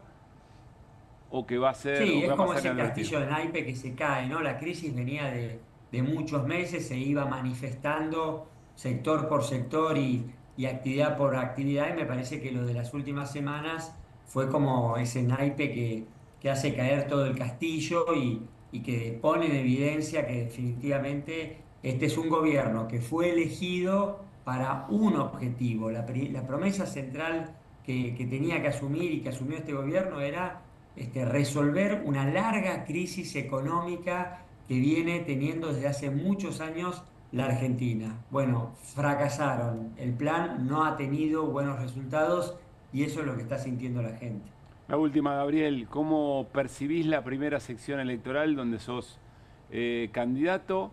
Y ayúdanos un poco a leer. Vamos a tratar de ir a lo, no sé si a lo previsible, pero quizá en la previa a lo esperable. La clave sería buena diferencia en la tercera, parejo en la primera, ganar por poco en la primera. Y es una cuenta, Pablo, viste, como aritmética, para mí complicada, rara. Yo lo que veo es a la gente con la decisión de ir a votar, a la gente con la decisión de no regalar esa oportunidad, mucha bronca. Antes era cansancio, ese cansancio en las últimas semanas se transformó en bronca y ahora necesitamos que esa bronca se exprese en un voto, y me parece que hay un común denominador en toda la provincia, que es que definitivamente Milei tomó la peor decisión, un ajuste brutal, un endeudamiento, meternos en una recesión terrible, y la verdad es que nadie votó eso, y lo que él llama ajuste, lo que él llama ahorro, en realidad es uno de los ajustes más brutales que ha tenido nuestro país, con un efecto muy concreto y muy directo en la vida cotidiana de la gente. Hay un frenazo de la actividad económica que en los próximos meses en el programa ustedes van a estar obligados a comentar el cierre de empresas y el aumento de la desocupación como una foto que se viene lamentablemente y que va a ser, bueno, un poco el tema de la agenda de los próximos meses. Gabriel, gracias por la charla, un gran abrazo. Chao chicos, un abrazo muy grande, buenas noches. Enseguida hablamos con Beto Quevedo, sociólogo, especialista en comunicación política, para que también nos cuente qué está viendo en la escena general. Ya vamos con Irina Hauser. Apareció un nombre propio, nexo, con experiencia, entre comillas, en función del Estado, que pasó inmediatamente a la droguería que está en el centro de la acusación por coimas, la suizo-argentina. Ya lo explica Irina Hauser. Pero dice la producción, che, vean esto, Eduardo Feynman, sobre algo que estamos conversando recién en la mesa. A ver. No, me dio esa sensación, ¿no? Sí, y lo más fuerte fue, se cargaron a Nisman. Claro, obviamente. No, fuerte, muy fuerte. Los kirchneristas seguramente van a salir a decir, claro, otra vez sacan al cadáver de Nisman. Cada vez que ven que no les va bien en una elección, tanto el macrismo como el mileísmo sacan a Nisman del cajón, ¿no? Por supuesto, salvo, digamos, en el blindaje a Karina Milei, a su hermana, creo que dijo, pese a las operetas que llegan de los rincones más oscuros de la política, no hubo mención, obviamente, ni a rincones oscuros es inteligencia. Bueno. ¿No? Es más o menos algo parecido a los sótanos de la democracia. De la democracia de Alberto Fernández. Deben tener Rossi, ¿no? Rossi y Feynman deben tener un monitor mirando QR. Y ahí está Irina, deben haber dicho, ¿no? Ah. Le escucharon a Irina. No, por favor. Directamente. Si no dijeron, o va a estar. O va a estar. O va a estar, sí, claro, ya la veo Irina. Ya me está. imagino a Irina Hauser Participar. en ese canal haciendo reflexiones sobre el revoleo de Nisman.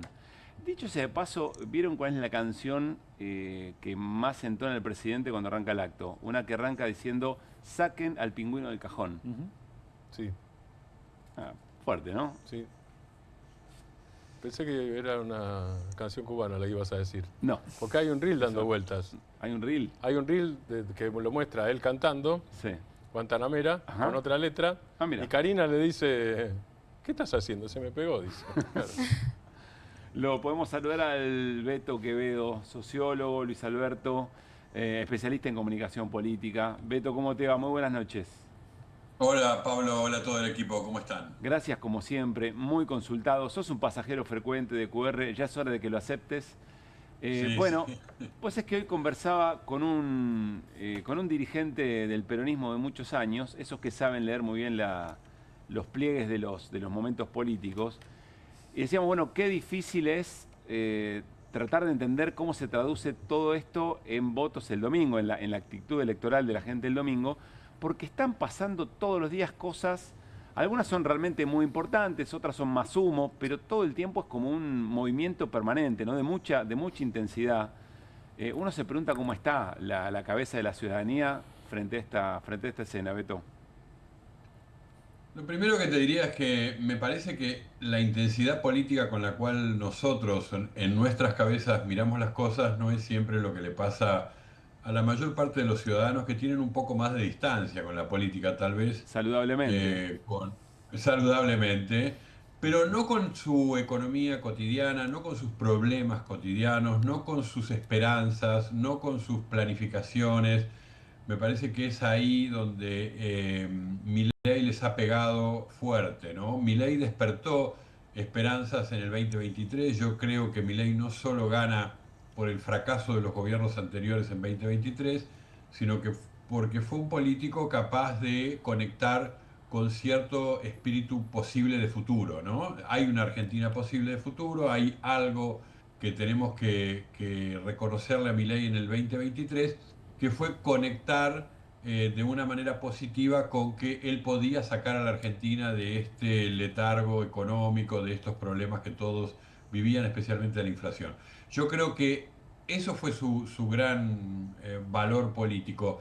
Me parece que lo que se fue deteriorando fueron algunos de estos pactos que hizo con sus ciudadanos, con los que lo votaron, y creo que eso se fue resquebrajando, y creo que eso no necesariamente llevó a que el votante un poco desencantado de Milei decidiera irse con la oposición. Yo creo que hay una parte que todavía mantiene algo de esperanza, por eso creo que Milei va a tener una elección muy significativa todavía en estos, tanto en septiembre como en octubre, pero sí se le ha roto el encanto, sí se le ha roto la magia, sí se le ha roto este Milei economista que maneja todas las variables que pueden poner a la Argentina en un camino de prosperidad, de trabajo, de crecimiento, etc.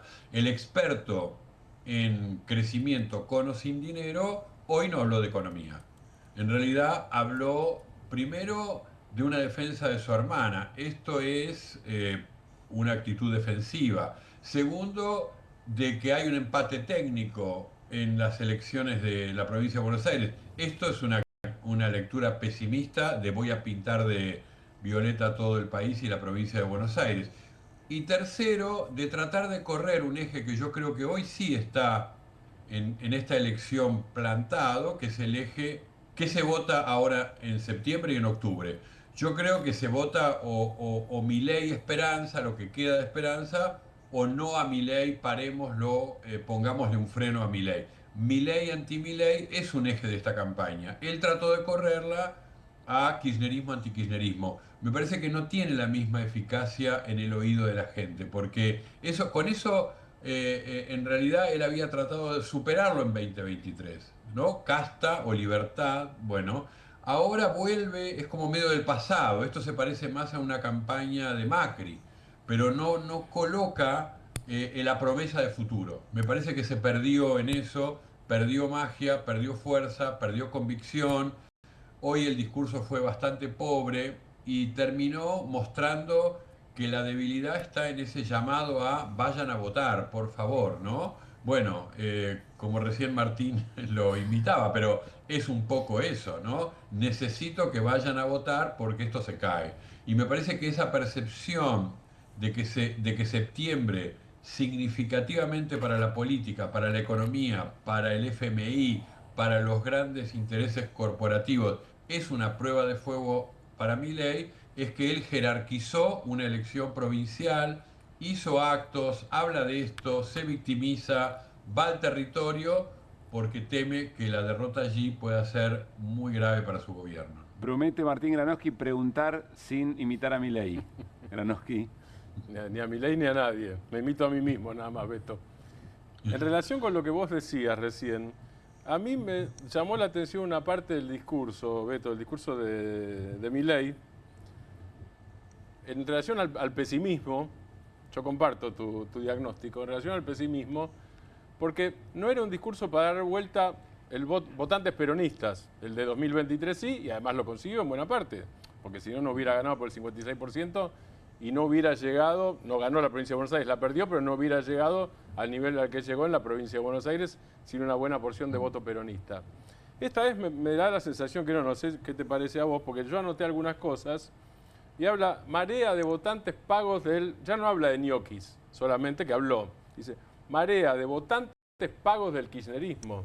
Si vos le das al otro la capacidad, le estás otorgando al otro la capacidad de generar una marea de votantes, quiere decir que te estás dirigiendo solo a tu núcleo duro ya.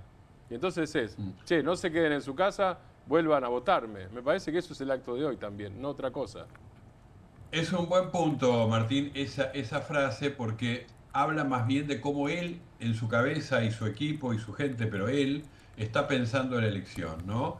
Él dice, el kirchnerismo va a ir a votar por Axel Kicillof, al cual volvió a insultar, destratar, etcétera, no importa. El kirchnerismo va a ir a votarlo. Entonces tenemos que enfrentar con nuestros votos eso que va a ser una marea de votos. Por supuesto para él, pagos, corruptos, que los engañan, no importa, ñoquis, lo que sea.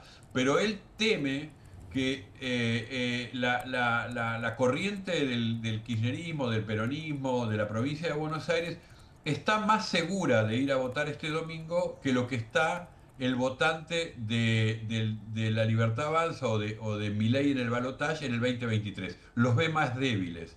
Y yo creo que en ese diagnóstico que él debe tener en la cabeza, debe venir además de muchos estudios que hacen permanentemente el gobierno. Me parece que la idea de este momento para Milei es estudiar y ver la cabeza de sus votantes. Y ve poco entusiasmo para ir a votar el domingo.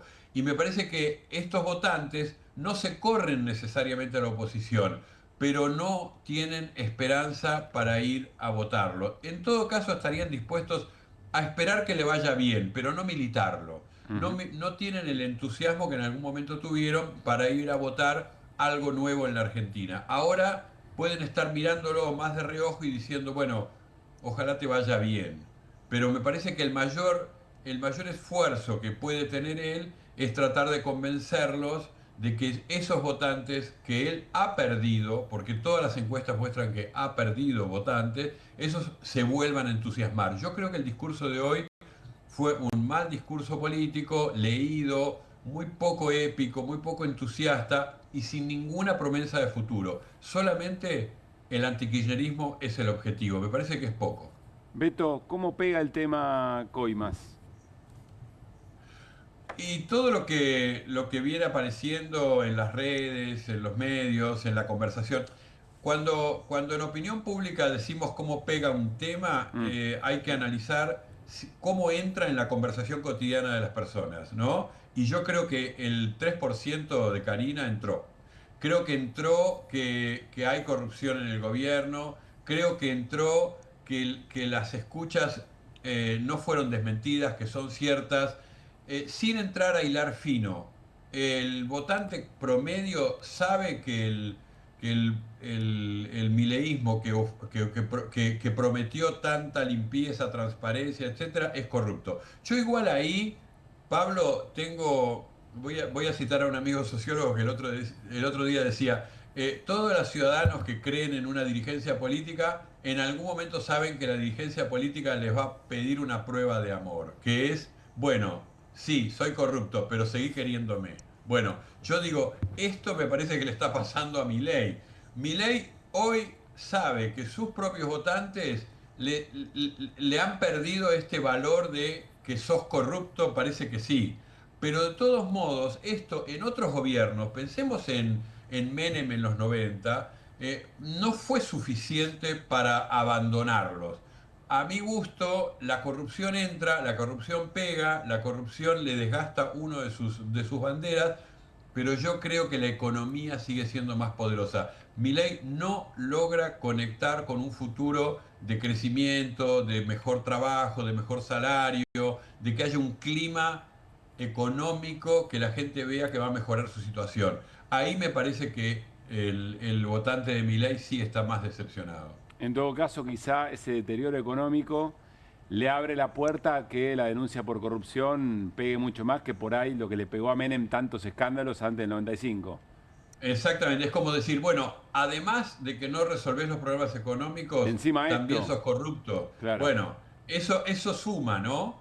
Pero yo creo que la corrupción, y lo creo en todos los gobiernos, la corrupción no es la principal variable. Es importante porque suma, es importante porque en un momento me da elementos para decir por qué lo abandono. Pero yo creo que si Milei tuviera éxitos económicos, con todo lo que significaría decir la frase que voy a decir, las aclaraciones que habría que hacer y no voy a hacer, que tuvo Menem en el año 93, 94, 95 para llegar a la reelección, si hubiera tenido Milei un clima económico de ese tipo, yo creo que le hubieran perdonado la corrupción. Hoy se la cargan.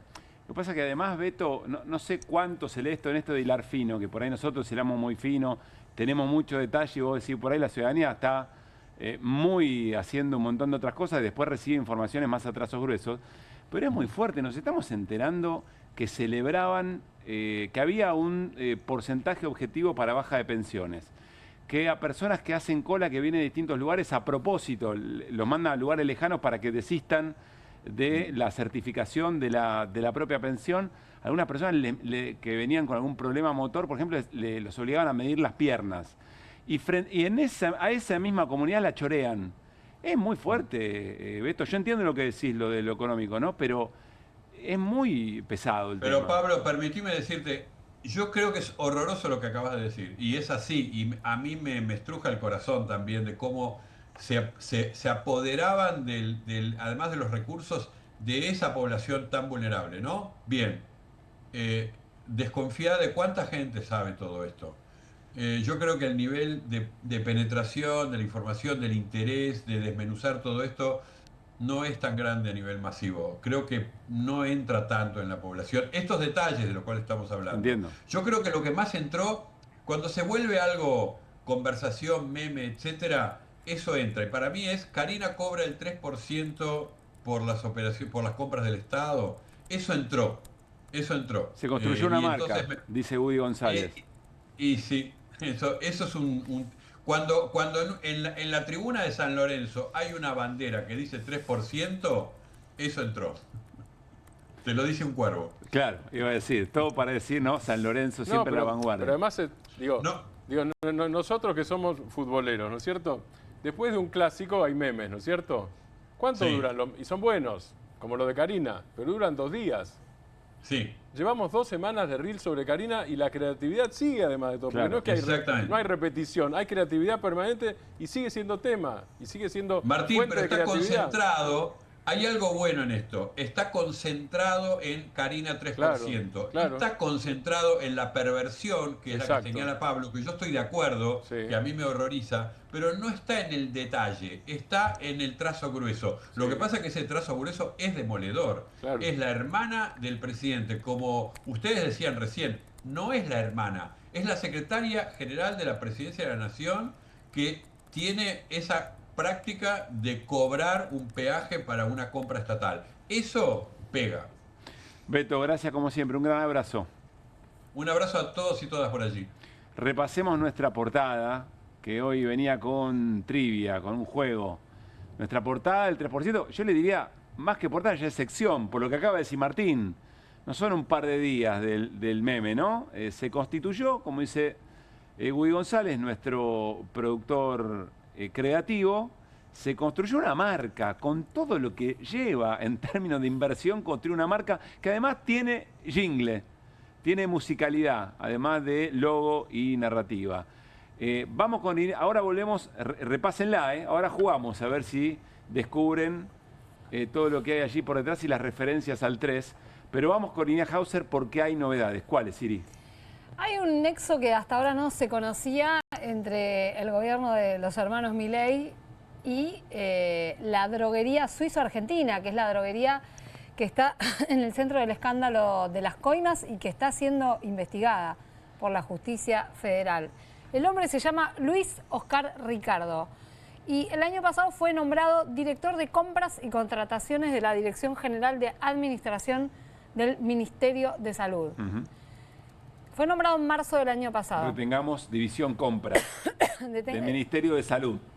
Exactamente. Bien. División Compras, Ministerio de Salud. Ministerio de Salud... Esta es la persona, ¿no? La que tenemos sería la persona, porque te cuento que yo saqué muchos datos de él de LinkedIn hoy a la tarde temprano. Que es como un currículum virtual, digamos. Claro, muy detallado. Sí. Pero en cuanto empezó a saltar la noticia... Sí. No está disponible. ¿Desapareció? Desapareció. Bueno, esta página no existe. ¿Viste por eso? Ahora, mientras hablas. No está más, pero página no existe, yo me quedé con unas capturas. Sí. Pero existió hasta hace poco. Existió hace unas horas. Irina lo vio. Bueno, se fue en junio de esa dirección. La dirección de compras es la que hace las compras, entre otras cosas, y contrataciones de medicamentos. Y otro tipo de contrataciones. ¿A dónde se fue este señor? A la droguería suizo-argentina. Sin solución de continuidad. Además, bueno, dejó pasar un mes más o menos, pero no llegó a pasar, ahí. Una puerta giratoria muy veloz esa, ¿no? Una puerta giratoria muy generosa. Me imagino la charla, pará, dame un mes, déjame descansar un mes de vacación y vuelvo. Y además se fue a ocupar, ¿qué cargo? ¿Cuál? Director de compras. Ajá. Director de planificación de compras. Sí. Pero hay una descripción, había una descripción en LinkedIn, que es muy interesante para entender qué es lo que se fue a hacer a la droguería. A ver. Porque acá hay dos problemas. Hay uno que tiene que ver con las reglas de ética y hay otro que tiene que ver... Ley de ética pública. Sí, en este caso es algo que es anterior a la ley de ética pública, que es el Código de Ética Pública, pero que está pegado a la Ley de Ética Pública, que ahora te lo voy a explicar. Sí. Pero además, el tema es la función que fue a asumir este hombre a la droguería suizo-argentina. Una de las cosas que fue a hacer... Perdón, por lo que me dijiste recién, explicada por él mismo. Explicada por él mismo en LinkedIn, que ya no pueden ver. Sí. Mirá, ahí la tenés. Organización y análisis de información para toma de decisiones. Estamos hablando de la dirección de compras y la parte que hace compras y contrataciones de la droguería suizo-argentina. De la Suizo, no del Ministerio de Salud, de la Suizo, dale. De la Suizo. Bueno, pero se fue a hacer lo que sabe, del otro lado del mostrador. Sí, está claro. Análisis de condiciones de demanda para ejecución de compras. Ten en cuenta esa frase. Bueno.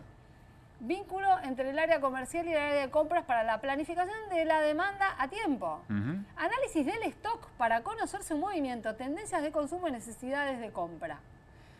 Análisis de consumo histórico de productos y clientes para la planificación de demanda futura. O sea, fue a hacer todo lo que tiene para ofrecerle a Suizo. Él está controlando el stock. Sí. Que haya lo suficiente de lo que puede demandarle los distintos compradores, ¿no? Perdón, ahí abajo está el cargo anterior. Está el cargo inmediato. Claro. De junio del 24 a agosto del 24, director de compras y contrataciones del Ministerio de Salud. Y fíjate que en el punto 3 dice coordinar entre sus funciones la elaboración de los pliegos de bases y condiciones de efectos a efectos de concretar llamados a licitación pública, privada y o contratación directa para adquisición de bienes o contratación de servicios. Y bueno, todo eso incluye medicamentos. Sí. Cuando se habla de... Más allá del Código de Ética Pública, ahora lo vamos a revisar, esto no significa que el tipo era el que armó toda la estructura de la corrupción. No quiere decir eso, pero básicamente deja muchas miguitas de pan como para que se lo convoque y diga, a ver, señor, usted que sabía. Igual ahora te voy a explicar qué infracción podría haber a la ley de ética pública en caso de que... Hay intereses cruzados, ¿no? Claro, sí, hay un conflicto de intereses, evidentemente. Hay que ver qué hizo desde la droguería, pero su función es la que te acabamos de mostrar. Y el Estado es uno de los grandes compradores de la droguería Suiza Argentina. Es más, aparentemente, por los datos que viene publicando, sobre todo el diario La Nación, creció este año exponencialmente la demanda de productos a la droguería desde distintas áreas del Estado, pero sobre todo desde el Ministerio de Salud. Sobre todo, la mayoría sería del Ministerio de Salud. Bien. Bueno, ¿qué pasa? Voy a aprovechar esa pausa que hiciste para darle contexto, porque es muy fuerte la información. Entiendo que Ale Berkovich... quiero decir eso, quería dar el crédito, porque la verdad es que el dato lo reveló hoy Ale Berkovich en su programa de radio. Después, bueno... Estrictamente fue en el canal de Stream ZZ, en el programa Se Viene. Ah, ¿fue ahí? Sí, mira, yo lo escuché en Pasaron Cosas. En esas bombas que tira con un cafecito de por medio, y ahí tira el nombre y explota. Bueno. Pero, a ver, estamos hablando de una persona, ¿qué edad tiene, me dijiste? 30 y pico, ¿no? 30 y pico, de tener por el número de documentos. Estamos hablando de un joven profesional que trabajaba en el Ministerio de Salud, estableciendo las compras en el área de compras del Ministerio de Salud, y que de junio a agosto del mismo año se va a la droguería Suizo-Argentina a hacer exactamente la contraparte, desde el privado. De eso estamos hablando en medio de este escándalo.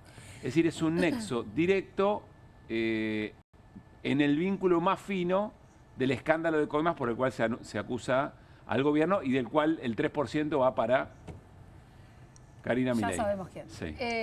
Bueno, hay algo que te quiero explicar para que se entienda que además, evidentemente, este hombre debe proveer a la droguería Suizo-Argentina un conocimiento adicional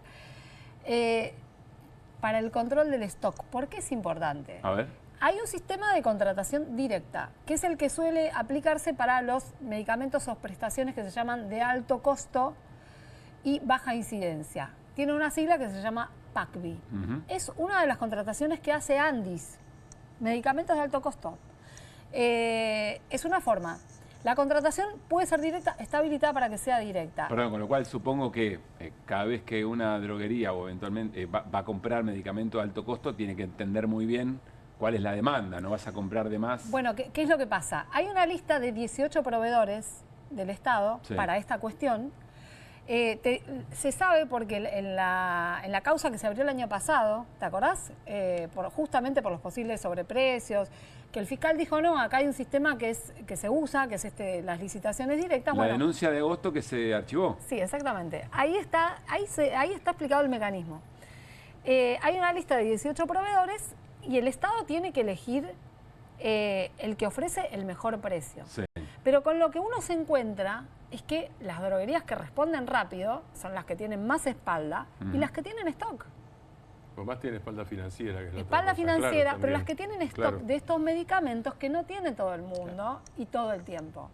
Entonces, esto puede explicar por qué la droguería Suizo-Argentina es una proveedora importante en este rubro, tanto para el Ministerio de Salud como para Andis, y por qué les interesaba este hombre en particular. Sí, le daba información estratégica. Y él sabe cómo se maneja eso. Claro. Un dato más que puede estar vinculado con la causa que lleva adelante el fiscal Franco Picardi, es que este tipo de prestaciones, PACBI, que como te decía son de Andis, pueden ser las que requiere Andis. Uno de los programas que justamente compra este tipo de cosas es Incluir Salud. Incluir Salud estaba manejada hasta hace unos días por Daniel Garbellini. No sé si te suena este nombre. Sí, claro. Bueno, es Daniel el que español lo dice, es el delincuente que me pusieron para recaudar. Para recaudar. Exactamente. Que viene de la época del macrismo y de otras administraciones, varias. Daniel Garbellini no está más, fue desplazado, fue parte de la confirmación de que acá podría haber coimas. el desplazamiento de Daniel Garbellini por la mención que hace Spagnolo, no solamente el desplazamiento de Spagnolo, pero lo menciono porque tiene que ver con este tipo de contrataciones en particular. Así que este es un aspecto de por qué este personaje por ahí no es menor, no es de reparto y es ostensiblemente algo de, bueno, esta cuestión de... Miriam, no se sabe, o sí se sabe, qué hacía antes de ir al Ministerio de Salud. Sí, en general estuvo en la administración pública durante todos los últimos años. Yo llegué a ver esto en el LinkedIn. Eso estaba en LinkedIn, estuvo en el gobierno de la ciudad, siempre con la misma especialidad. ¿En el gobierno de la ciudad? En el gobierno de la ciudad de Buenos Aires. El cargo inmediatamente anterior al Ministerio de Salud Nacional fue en el Ministerio de la ciudad. ¿Desde el enero de 2012? No, eso es anterior. Ahí, el Control inmediatamente anterior, bueno, pero eso también es gobierno de la ciudad. O sea que es escudería Macri. Muy posiblemente. O escudería suizo-argentina, si uno piensa muy mal. No, pero es más probable. No, porque viene de la gestión pública. Sí. Viene de la gestión pública. O sea, como Garbellini también tiene orígenes en el macrismo. Yo estoy diciendo... Podríamos suponer. Y toda la gente que trabajaba con Garbellini, que fue despedida esta semana, todos vienen del macrismo. Salió una nota muy interesante en Página 12 el domingo que hace ese mapa de quienes trabajaban debajo de Garbellini en Andis. Y recordemos otra cosa, Mauricio Macri es quien acerca a la droguería suizo-argentina a la Libertad Avanza para financiar la fiscalización del balotaje del 2023. Buenísimo el dato porque lo había olvidado. 2 millones de dólares creo que pone en la fiscalización. Y quien dice que es fácilmente infiltrable también, ¿no? Buen punto. Sí, buen punto. Sí, viste, bueno, no vamos a mezclar todo, pero yo pensaba en las acusaciones de espionaje. La verdad que si alguien tiene experiencia en la materia... Lo que pasa es que... Miren a Macri. También podría decir, pero no, pero eso es de los españoles de hace un año. No, ya yo creo que Macri debe estar preocupando. Eran 2 semanas más que había que aguantar antes de firmar el acuerdo. ¿No? Obvio, claro. 2 semanas eran. Y Vidal debe estar... Pilar debe estar diciendo, ¿no? El teléfono de Vidal. Digo yo, no sé. No, sí, yo estoy de acuerdo. Igual yo miraría la expertise del macrismo en materia de espionaje. Sí. Ampliamente desarrollada, del año 2009. Viene ganando la teoría del propios, interno. ¿No? Bueno, pero del el macrismo que está bien, pero no sabemos qué queda. Te estoy diciendo que en Andis hasta esta semana había gente del macrismo. No sé. Claro. No sé, te dejo la inquietud. Hay mucho servicio de inteligencia público, hay mucho servicio de inteligencia privado, hay mucho servicio retirado, pero no, la mano de obra desocupada, no están desocupados esos. Hay mucho espionaje comercial e industrial también en esto. Sí, un montón. Mucho, con mucha guita. Me falta un punto que es mostrarte el código de ética. ¿Cómo rompe esto? ¿Cómo rompería el código de ética pública? Exactamente. Tenemos para ver, me parece, el parrafito, que es el artículo 46 del Código de Ética. Ahí lo ves. Hay un periodo que se llama periodo de carencia entre que el funcionario público se va de la Administración Nacional y tiene un trabajo nuevo. Tiene algunas restricciones. No debe durante su empleo y hasta 1 año después de su egreso efectuar o patrocinar para terceros trámites o gestiones administrativas se encuentren no directamente a su cargo, ni celebrar contratos con la Administración Pública Nacional cuando tengan vinculaciones funcionales con la actividad que desempeñe o hubiera desempeñado. Pongamos que Ricardo no le puso el gancho a nada ahora. Sí. No, bueno, pero hay que ver si poner el gancho o estar a cargo de de ese departamento de la ciudad argentina que le hizo ganar miles de millones de pesos. A mí me parece muy ostensible. A mí me parece que hay una violación a la normativa lisa y llana. Si mal recuerdo, ¿no hay otro funcionario que tuvo un problema similar? Bausili, el actual titular del Banco Central. Que también lo descubrió Berco. No te puedo creer. Sí, es insoportable. Vamos a darle el crédito a Berco como corresponde. Muy bien. Sí. Bausili en el Deutsche Bank. Exactamente. Sí. Bien. Bueno, gracias, Berco. Van apareciendo piezas, ¿no? Van apareciendo piezas y la sensación es que levantás en cualquier lugar y te encontrás con una parte, algún eslabón de esta estructura de recaudación ilegal que tendría como terminal a la secretaria general de la presidencia, que además es la hermana del presidente. Vamos a una pausa y ya seguimos con más, porque es un montón, francamente.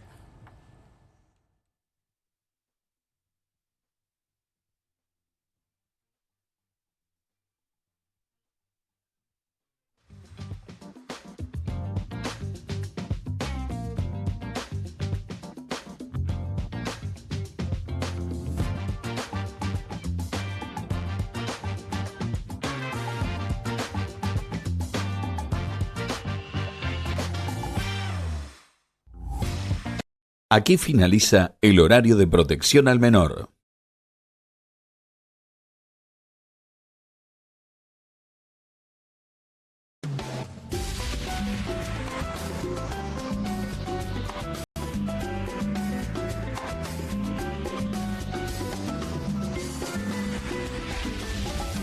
¿Necesitas llegar tranquilo a fin de mes? Tené un préstamo 100% online con WeCred. Te damos un préstamo personal de hasta 400.000 pesos, acreditación por CBU dentro de las 48 horas, mínimos requisitos, cuotas fijas en pesos, rápido, simple y seguro. Ingresá ahora en wecred.com.ar. Bienvenido a todo Latinoamérica. Caras TV llegó a DirecTV, el canal de las celebridades. Entretenimiento exclusivo las 24 horas del día. Más Caras, con la conducción de Héctor Maugeri. Red Carpet, Caras News, Caras Realeza, Caras Fashion, Caras TV. Llegó a DirecTV. Contenidos exclusivos para toda Latinoamérica. Estudia en la Facultad de Comunicación y en la mayor redacción de América. USBA, Universidad del Sur de Buenos Aires. La Universidad del Grupo Perfil. Licenciatura en Comunicación Periodística. Licenciatura en Comunicación Institucional. Títulos con reconocimiento oficial y validez nacional. Inscribite a las reuniones informativas en universidad@perfil.com. Aprende comunicación dentro de un medio de comunicación. USBA, Universidad del Sur de Buenos Aires. Hay una casta superior que es los periodistas que si mienten, calumnian, injurian y dicen cualquier cosa. ¿Tenés ahí los nombres de los periodistas que tengo que meter en cana? No nos tomamos esto a la joda, como esos periodistas mentirosos. Y dentro de la cancha vale todo, que la vayan a buscar, la tienen adentro. Soy un abanderado de la batalla cultural, pero los imbéciles con déficit de IQ doméstico, ¡ay, no, miedo!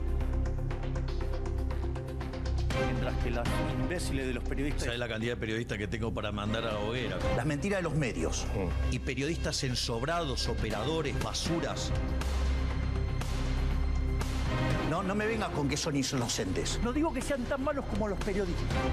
Digamos, raya el mal gusto propio de cerdos. Creo que es una ofensa decirle periodistas. ¿Sí? Milei odia al periodismo.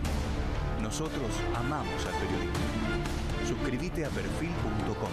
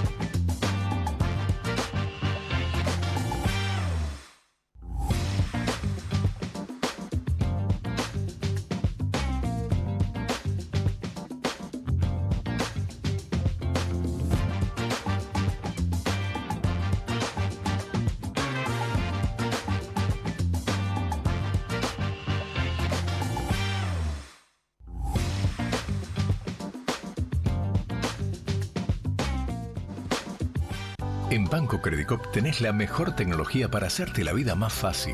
Y tenés 276 filiales con la mejor atención personal, donde te resuelven todo y encima conocen muy bien a cada asociado. Como Bruno. Seguro que estás contento. Ganaron el domingo. O como Laura. ¿Ya está funcionando la máquina nueva? Como Lucas, como Mercedes, como Juan y tantos otros que te atienden y te solucionan todo siempre con una sonrisa. Porque nuestra tecnología nos acerca, pero nuestra atención nos acerca más. Ahora, movete vos a Credicop. Movete a un banco distinto. ¿Pensás que las subastas no son para vos? Son para todos, porque podés comprar y vender desde donde estés de manera rápida, fácil y confiable. ¿Querés participar de nuestra próxima subasta?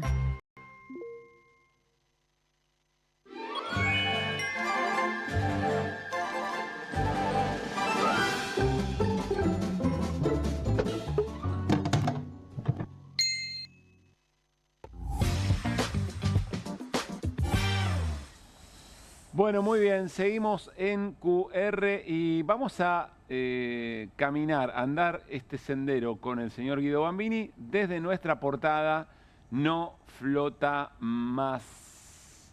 No flota más. Mirá, lo trajimos, estábamos hablando de Mauricio Macri, del ingeniero, y siempre aparece, por supuesto. Y todo esto a partir de la construcción del riesgo M, de lo que está pasando con lo económico y lo financiero. Guido. Sí, a ver, no flota más, no estaba flotando tampoco, hay que decirlo esto, ¿no? Lo repetimos siempre, lo veníamos diciendo, había distintas intervenciones. Sí, no, queda muy en evidencia con el tuit de ayer del secretario de Finanzas, Pablo Quirnos, que dice que van a empezar a darle liquidez. No dice que van a intervenir o que van a vender dólares, no, van a darle liquidez al mercado único libre de cambio, que en castellano es básicamente como no hay tanta oferta y hay más demanda, tiene que salir el Tesoro a vender dólares, a poner oferta. Hoy a la mañana, porque ese tuit fue ayer a media mañana más o menos, hoy a la mañana estuvo con Laje, el secretario de Finanzas, y decía lo siguiente, lo tenemos para escucharlo, si te parece, y vamos a ver qué decía. Dale más. Lo que nosotros identificamos durante este proceso es que hubo situaciones puntuales. Te doy como ejemplo el lunes específicamente. El lunes durante 2 horas, con 30 millones de dólares, un banco de origen chino trató de levantar el precio del dólar y lo hizo. Lo levantó 40 pesos con un volumen muy chiquito. Eso se produce por situaciones de liquidez en el mercado. O sea, se suma a Rusia, Venezuela, Central Córdoba, Santiago del Estero, China en la conspiración, básicamente. Claro, sí, Tobillino, la AFA. Sí, ese es el esquema que está debilitando al esquema cambiario y monetario del gobierno. Y le pone contexto, Quirno, y dice que son 4 cosas las que están generando esta inestabilidad en términos inflacionarios y en términos cambiarios. Dice, en primera instancia, que es el Congreso, ¿no? Que les voltearon 12 leyes, los degenerados fiscales, y que están atentando contra el superávit fiscal. Sí. Después dice que son las escuchas, ¿no? Todas estas cuestiones de las escuchas ilegales, el espionaje, que intencionalmente están puestas en este momento previo a la elección. En tercer lugar, habla de algo que no había ocurrido todavía, que era que la provincia de Buenos Aires no podía garantizar la seguridad del presidente, ¿no? Hoy a la mañana decía que toda la volatilidad que estamos viendo en el mercado era producto de que la policía de Buenos Aires, el gobierno de la provincia de Buenos Aires, eso lo dijo hoy a la mañana con Laje, que el gobierno de la provincia de Buenos Aires no podía garantizar la seguridad del acto de hoy en Moreno del presidente y que por eso había volatilidad e incertidumbre en el mercado de cambios. Y la última cuestión era lo que les decía. Eso. O sea, los mercados no están viendo que hay posiblemente un esquema de corrupción estructural, no están viendo que la gente vive como el culo y que hay una demanda social muy importante en ese sentido, no están viendo que dinamita todos los puentes, que tienen internas por todas lados, no, están viendo que el gobierno de la provincia de Buenos Aires no puede garantizar el esquema de seguridad del presidente en Moreno, ¿no? Y el cuarto punto era lo que te decía al principio, el supuesto atentado que tuvo en Lomas de Zamora el presidente la semana pasada. Bueno, el mercado está viendo otra cosa. Vamos a ver lo que decía Marul, un economista que nunca fue tildado de mandril. No podríamos ponerle ese catálogo. Cercano a Milei, sí, cercano a Milei, cercano a las ideas del gobierno. Dice hoy, por cambios regulatorios del jueves, los bancos el viernes no podían modificar su posición propia de dólares, lo tenían que hacer desde el lunes. Van el lunes, lo hacen y es tratar de subir. Poco serios, muchachos, le dice Marul. Esto, Marul se refiere a una disposición del Banco Central del jueves pasado que obligó a los bancos al último día hábil del mes de agosto, donde vencen muchos contratos de futuro, y no queriendo que suceda lo mismo que sucedió en julio, que el último día hábil del mes saltó el tipo de cambio, bueno, el Banco Central le limita la posición consolidada en moneda extranjera que pueden tener los bancos. Catenaccio lo bautizó el Lecher. Exactamente, Catenaccio en una de las tantas regulaciones que está imponiendo el Banco Central, la suba de encajes preventivas es otra a los bancos. ¿Qué hicieron los bancos, o en este caso este banco chino que está generando la desestabilización del gobierno? Bueno, Lo hicieron la semana siguiente, lo hicieron el día lunes. Bueno, eso fue lo que Kirno denunció hoy a la mañana y voces del mercado le planteaban, bueno, no, esto no tiene mucho sustento, o si tu programa económico tambalea producto de que un banco con 40 millones de dólares te hace subir 30 pesos el dólar, bueno, está todo medio atado con alambre. Menos mal que no le preguntaron a Patricia Bullrich qué hacer, porque capaz que quería allanar, ¿no? Pedía allanar el banco chino. Claro, sí, o intentaba ir a ver como quería ver en las cajas del Banco Central a ver si había dólares. No, se refiere al ICBC, claro, se refiere al ICBC, sí, efectivamente. Bueno, y veamos qué pasó hoy, ¿no? Porque siguió la intervención. Esto es... Casi suspenden el desfile militar ayer en China, ¿no? Casi se suspende por todo esto, imagínense. Mucha preocupación, sí. Bueno, esto lo que vemos acá es el virtual nuevo techo de la banda que le puso el gobierno, que le puso el Tesoro más precisamente al dólar.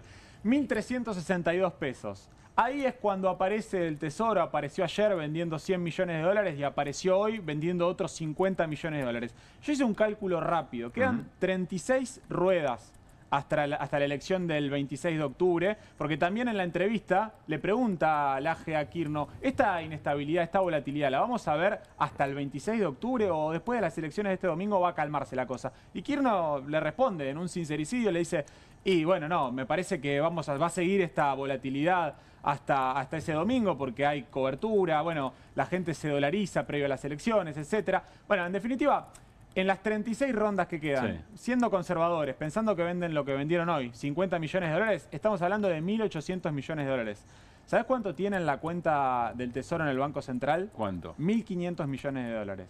Es decir, no le alcanzaría, siendo conservadores y pensando de que vende lo que vendió hoy, que fueron 50 millones, no le alcanzaría hasta llegar a la elección del 26 de octubre, con este nivel de tipo de cambio. Y sin saber eventualmente qué impacto va a tener la elección de este domingo, ¿no? Claro, podría llegar con otro nivel de tipo de cambio, pero que es lo que bajo ninguna circunstancia quiere el gobierno, porque tiene un probable traslado a precios esa suba del tipo de cambio.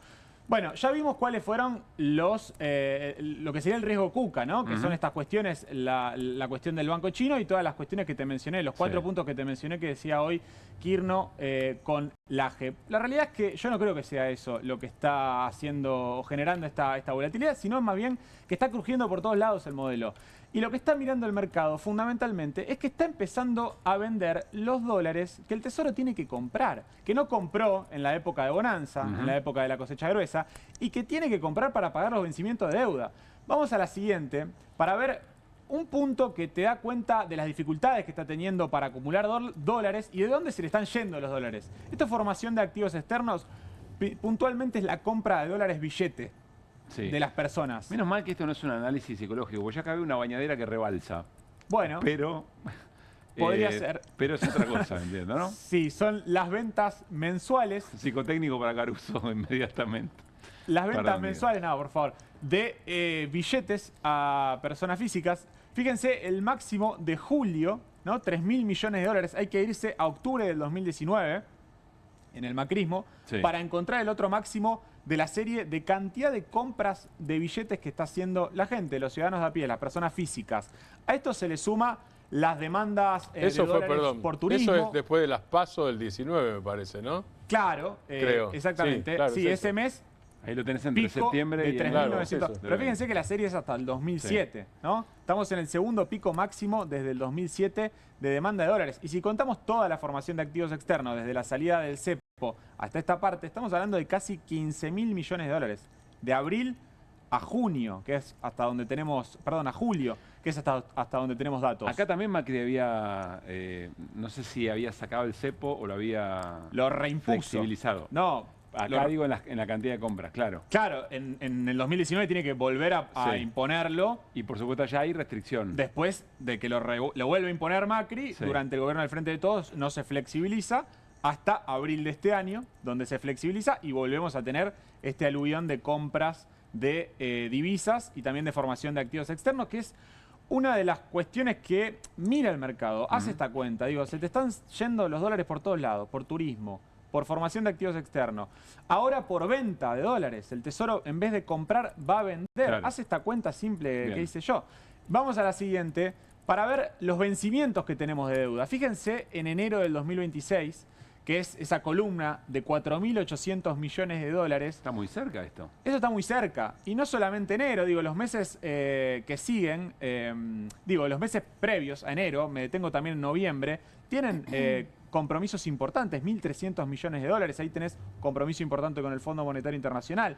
Pero me detengo en enero porque son los bonistas, los privados, los tenedores de deuda, sobre todo de G30, L30, que son los bonos más importantes de Argentina, que están viendo que, bueno, que el Tesoro se está gastando los dólares y están empezando a decir, bueno, la mía está, ¿no? Claro. Se empiezan a hacer esas preguntas y se relaciona con el riesgo país, con lo que veíamos al inicio del programa. Tenemos en la última placa la divergencia del riesgo país, que es la contracara del precio de los bonos, es decir, a cuánto se financia el gobierno, a qué tasa se financian las empresas. ¿Qué sobretasa tenés cuanto más riesgo país tenés? Claro, con respecto a los bonos del Tesoro americano, que está en la zona de 4 puntos, el riesgo país llegó a los 900 puntos, se está financiando una tasa anual del 11% en dólares Argentina, se estaría financiando a esa tasa. Luce un poco insostenible y es por eso que no sale a los mercados a tomar deuda el gobierno. Pero digo, esto es muy evidente. Acá no hay riesgo cuca. Acá son las decisiones de política monetaria y cambiaria del gobierno, desde la salida de la atolondrada de las LEFI, que muchos le atribuyan al propio Milei, como un capricho de Milei, el querer eliminar estas letras fiscales de liquidez. Desde la salida del cepo también, son una serie de desajustes que dan cuenta que este modelo, si no tiene una inyección permanente de dólares, es difícil que se sustente, en el tiempo. ¿Esto es el promedio de los países, del resto de los países de América Latina? De América Latina, sí. Y allá está Argentina. Y eso es Argentina, exactamente.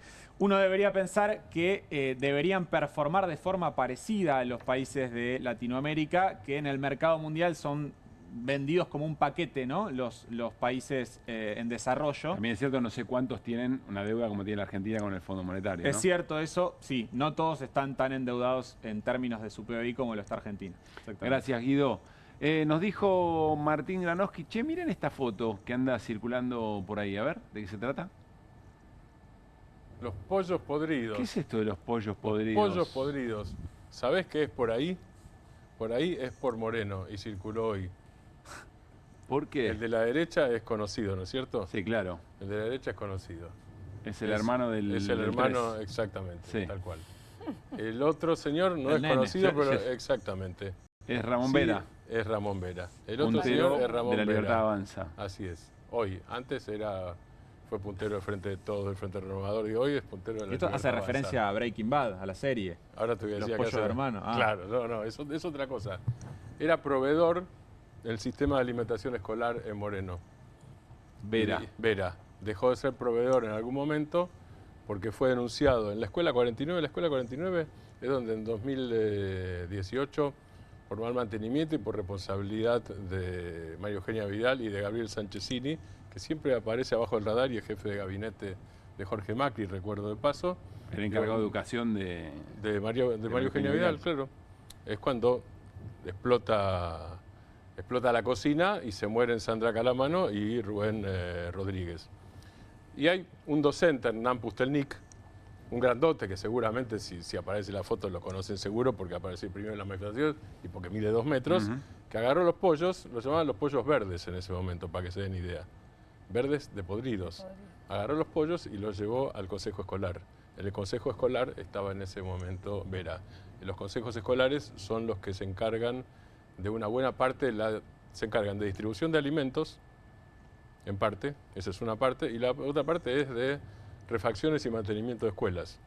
Lo anterior, justamente, había sido, esta parte, la explosión no era responsabilidad de Vera, pero sí del Consejo Escolar intervenido por Sanchezini, y los pollos podridos, esto que está recordando el gremio del SUTEBA, el Sindicato Unificado de Trabajadores de la Educación de la Provincia de Buenos Aires, que tiene buena memoria y hoy hacía circular esto. Nos vamos a ir a la pausa. Cuando regresemos también Martín Granowski nos va a contar qué está pasando en el juicio a Jair Bolsonaro, juicio por intento de golpe de Estado, entre otras cosas. Bolsonaro, muchos otros dirigentes y algunos militares, algunos integrantes de la cúpula militar. Muy importante para caracterizar todo lo que nos está pasando no solamente, por supuesto, en la Argentina, todas estas expresiones muy, pero muy violentas y que atentan contra la democracia. Y también picamos algún que otro tema. Pausa y estamos enseguida con más QR. En Banco Credicop tenés la mejor tecnología para hacerte la vida más fácil. Y tenés 276 filiales con la mejor atención personal, donde te resuelven todo y encima conocen muy bien a cada asociado. Como Bruno. Seguro que estás contento. Ganaron el domingo. O como Laura. ¿Ya está funcionando la máquina nueva? Como Lucas, como Mercedes, como Juan y tantos otros que te atienden y te solucionan todo siempre con una sonrisa. Porque nuestra tecnología nos acerca, pero nuestra atención nos acerca más. Ahora, movete vos a Credicop. Movete a un banco distinto.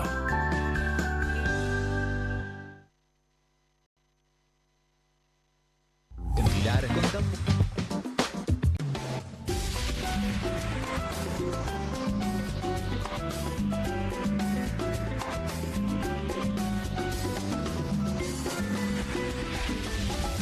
¿Necesitas llegar tranquilo a fin de mes? Tené un préstamo 100% online con WeCred. Te damos un préstamo personal de hasta 400.000 pesos. Acreditación por CBU dentro de las 48 horas. Mínimos requisitos. Cuotas fijas en pesos. Rápido, simple y seguro. Ingresá ahora en wecred.com.ar. Bienvenido a todo Latinoamérica. Caras TV llegó a DirecTV, el canal de las celebridades. Entretenimiento exclusivo las 24 horas del día. Más Caras, con la conducción de Héctor Maugeri. Red Carpet, Caras News, Caras Realeza, Caras Fashion, Caras TV. Llegó a DirecTV. Contenidos exclusivos para toda Latinoamérica. Estudia en la Facultad de Comunicación y en la mayor redacción de América. USBA, Universidad del Sur de Buenos Aires. La Universidad del Grupo Perfil. Licenciatura en Comunicación Periodística. Licenciatura en Comunicación Institucional. Títulos con reconocimiento oficial y validez nacional. Inscribite a las reuniones informativas en universidad@perfil.com. Aprende comunicación dentro de un medio de comunicación. USBA, Universidad del Sur de Buenos Aires. Hay una casta superior que es los periodistas que si mienten, calumnian, injurian y dicen cualquier cosa. ¿Tenés ahí los nombres de los periodistas que tengo que meter en cana? No nos tomamos esto a la joda, como esos periodistas mentirosos. Y dentro de la cancha vale todo, que la vayan a buscar, la tienen adentro. Soy un abanderado en la batalla cultural, pero los imbéciles con déficit de IQ doméstico, ¡ay, no, miedo! Mientras que los imbéciles de los periodistas... ¿Sabes la cantidad de periodistas que tengo para mandar a la hoguera? Las mentiras de los medios. Y periodistas ensobrados, operadores, basuras. No me vengas con que son inocentes. No digo que sean tan malos como los periodistas.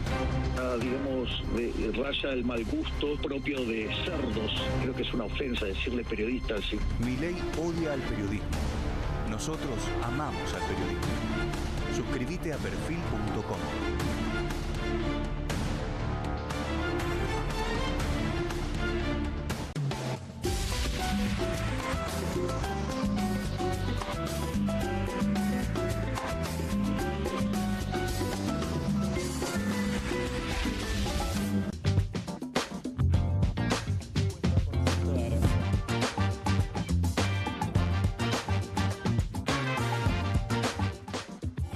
En Banco Credicop tenés la mejor tecnología para hacerte la vida más fácil. Y tenés 276 filiales con la mejor atención personal, donde te resuelven todo y encima conocen muy bien a cada asociado. Como Bruno. Seguro que estás contento. Ganaron el domingo. O como Laura. ¿Ya está funcionando la máquina nueva? Como Lucas, como Mercedes, como Juan y tantos otros que te atienden y te solucionan todo siempre con una sonrisa. Porque nuestra tecnología nos acerca, pero nuestra atención nos acerca más. Ahora, movete vos a Credicop. Movete a un banco distinto.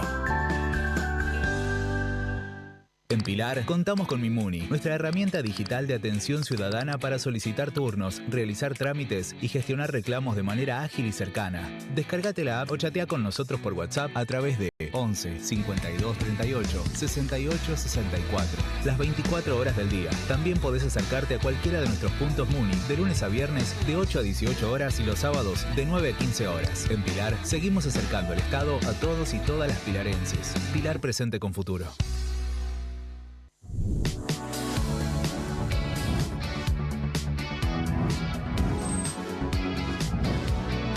soy Agustín Neglia, los invito a todos a ver por Amazon Prime lo mejor de La Rioja en nuestra nueva serie de viajes Super Guide por Amazon Prime.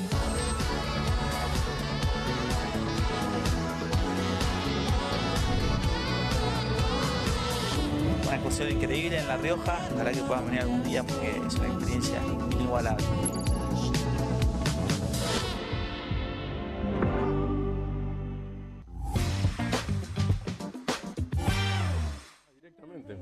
Bueno, muy bien, seguimos en QR. Veníamos con medio delay la cuenta, ¿no?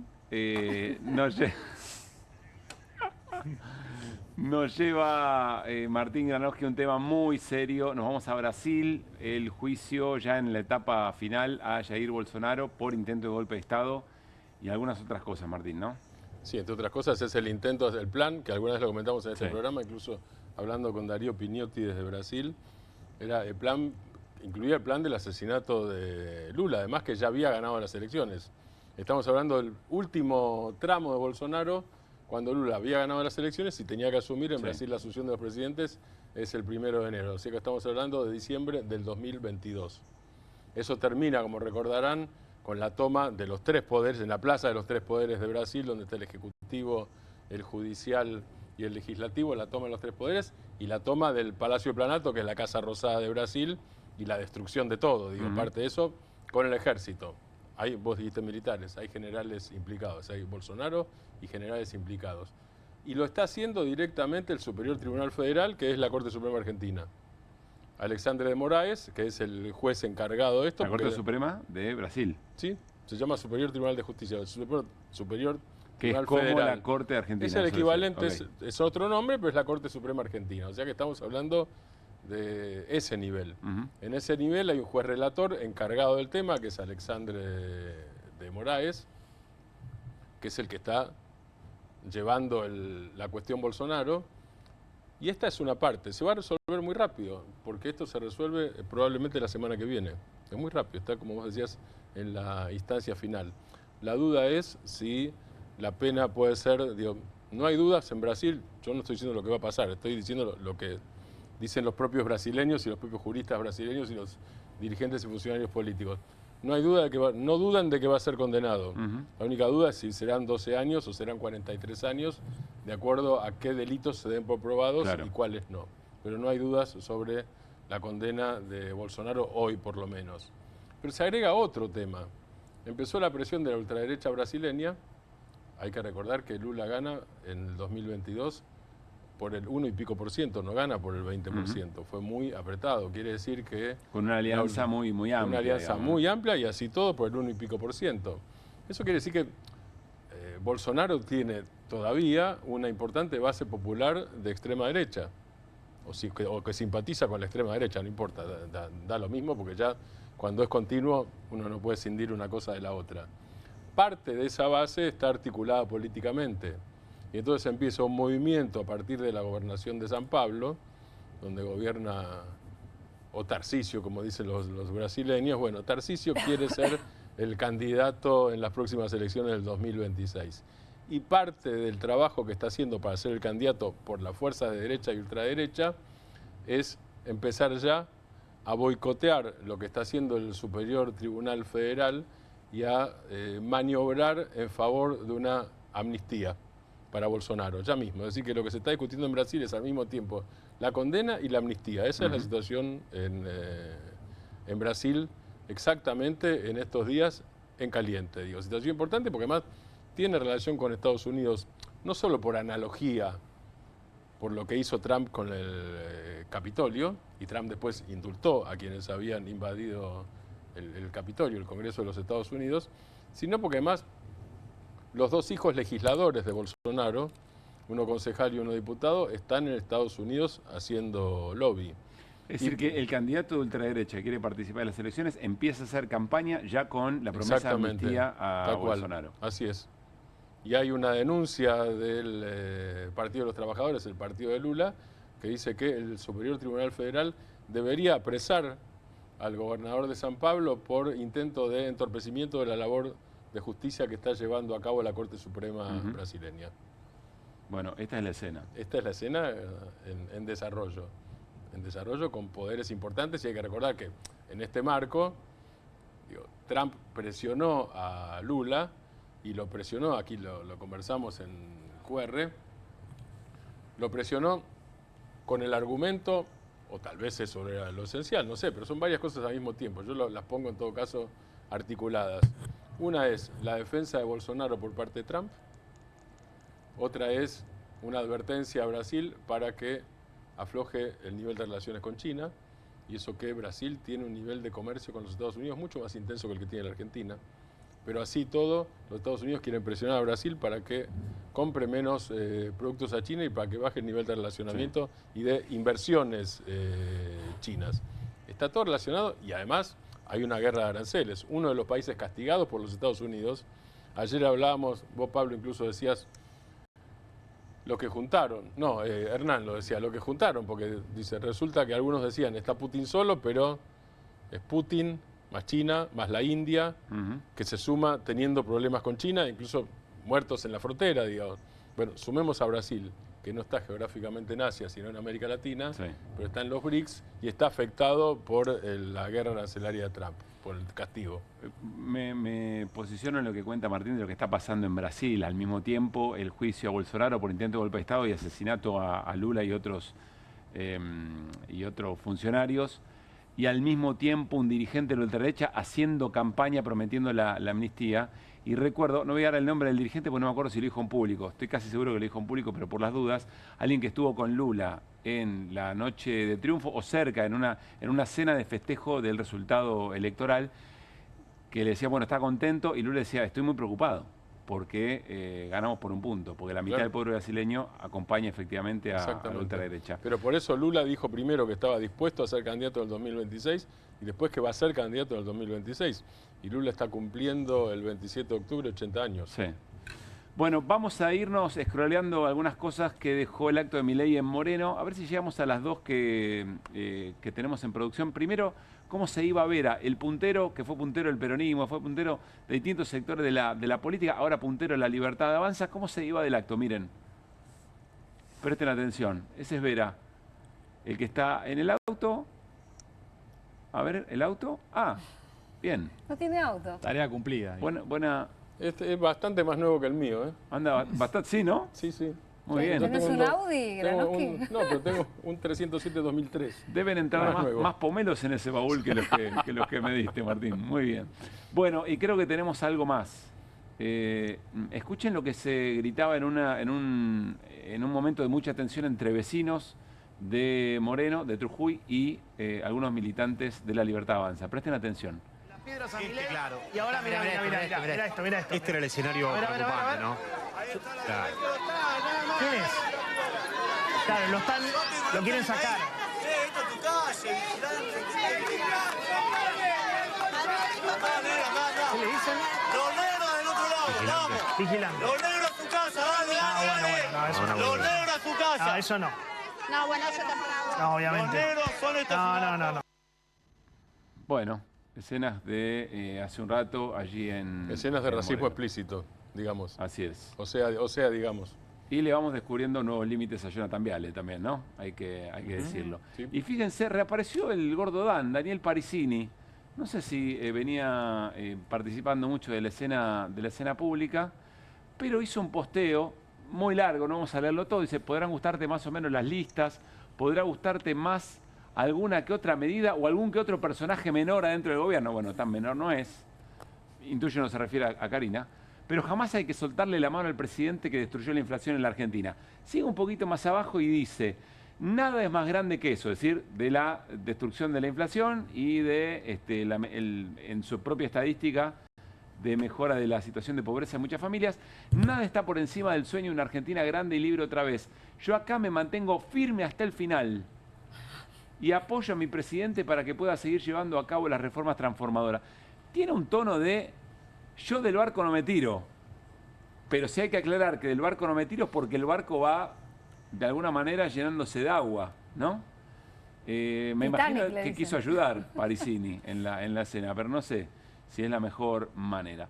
Bueno, nos estamos despidiendo. ¿Las infracciones de...?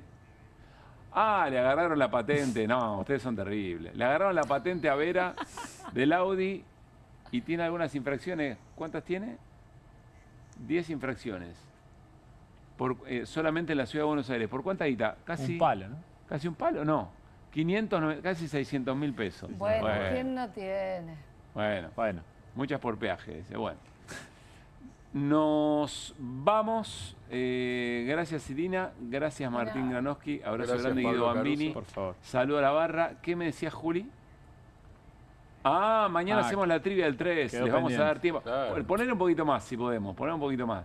¿No? Muy largo el tiro. Bueno, mañana completamos la trivia del 3, de nuestra portada, que ya es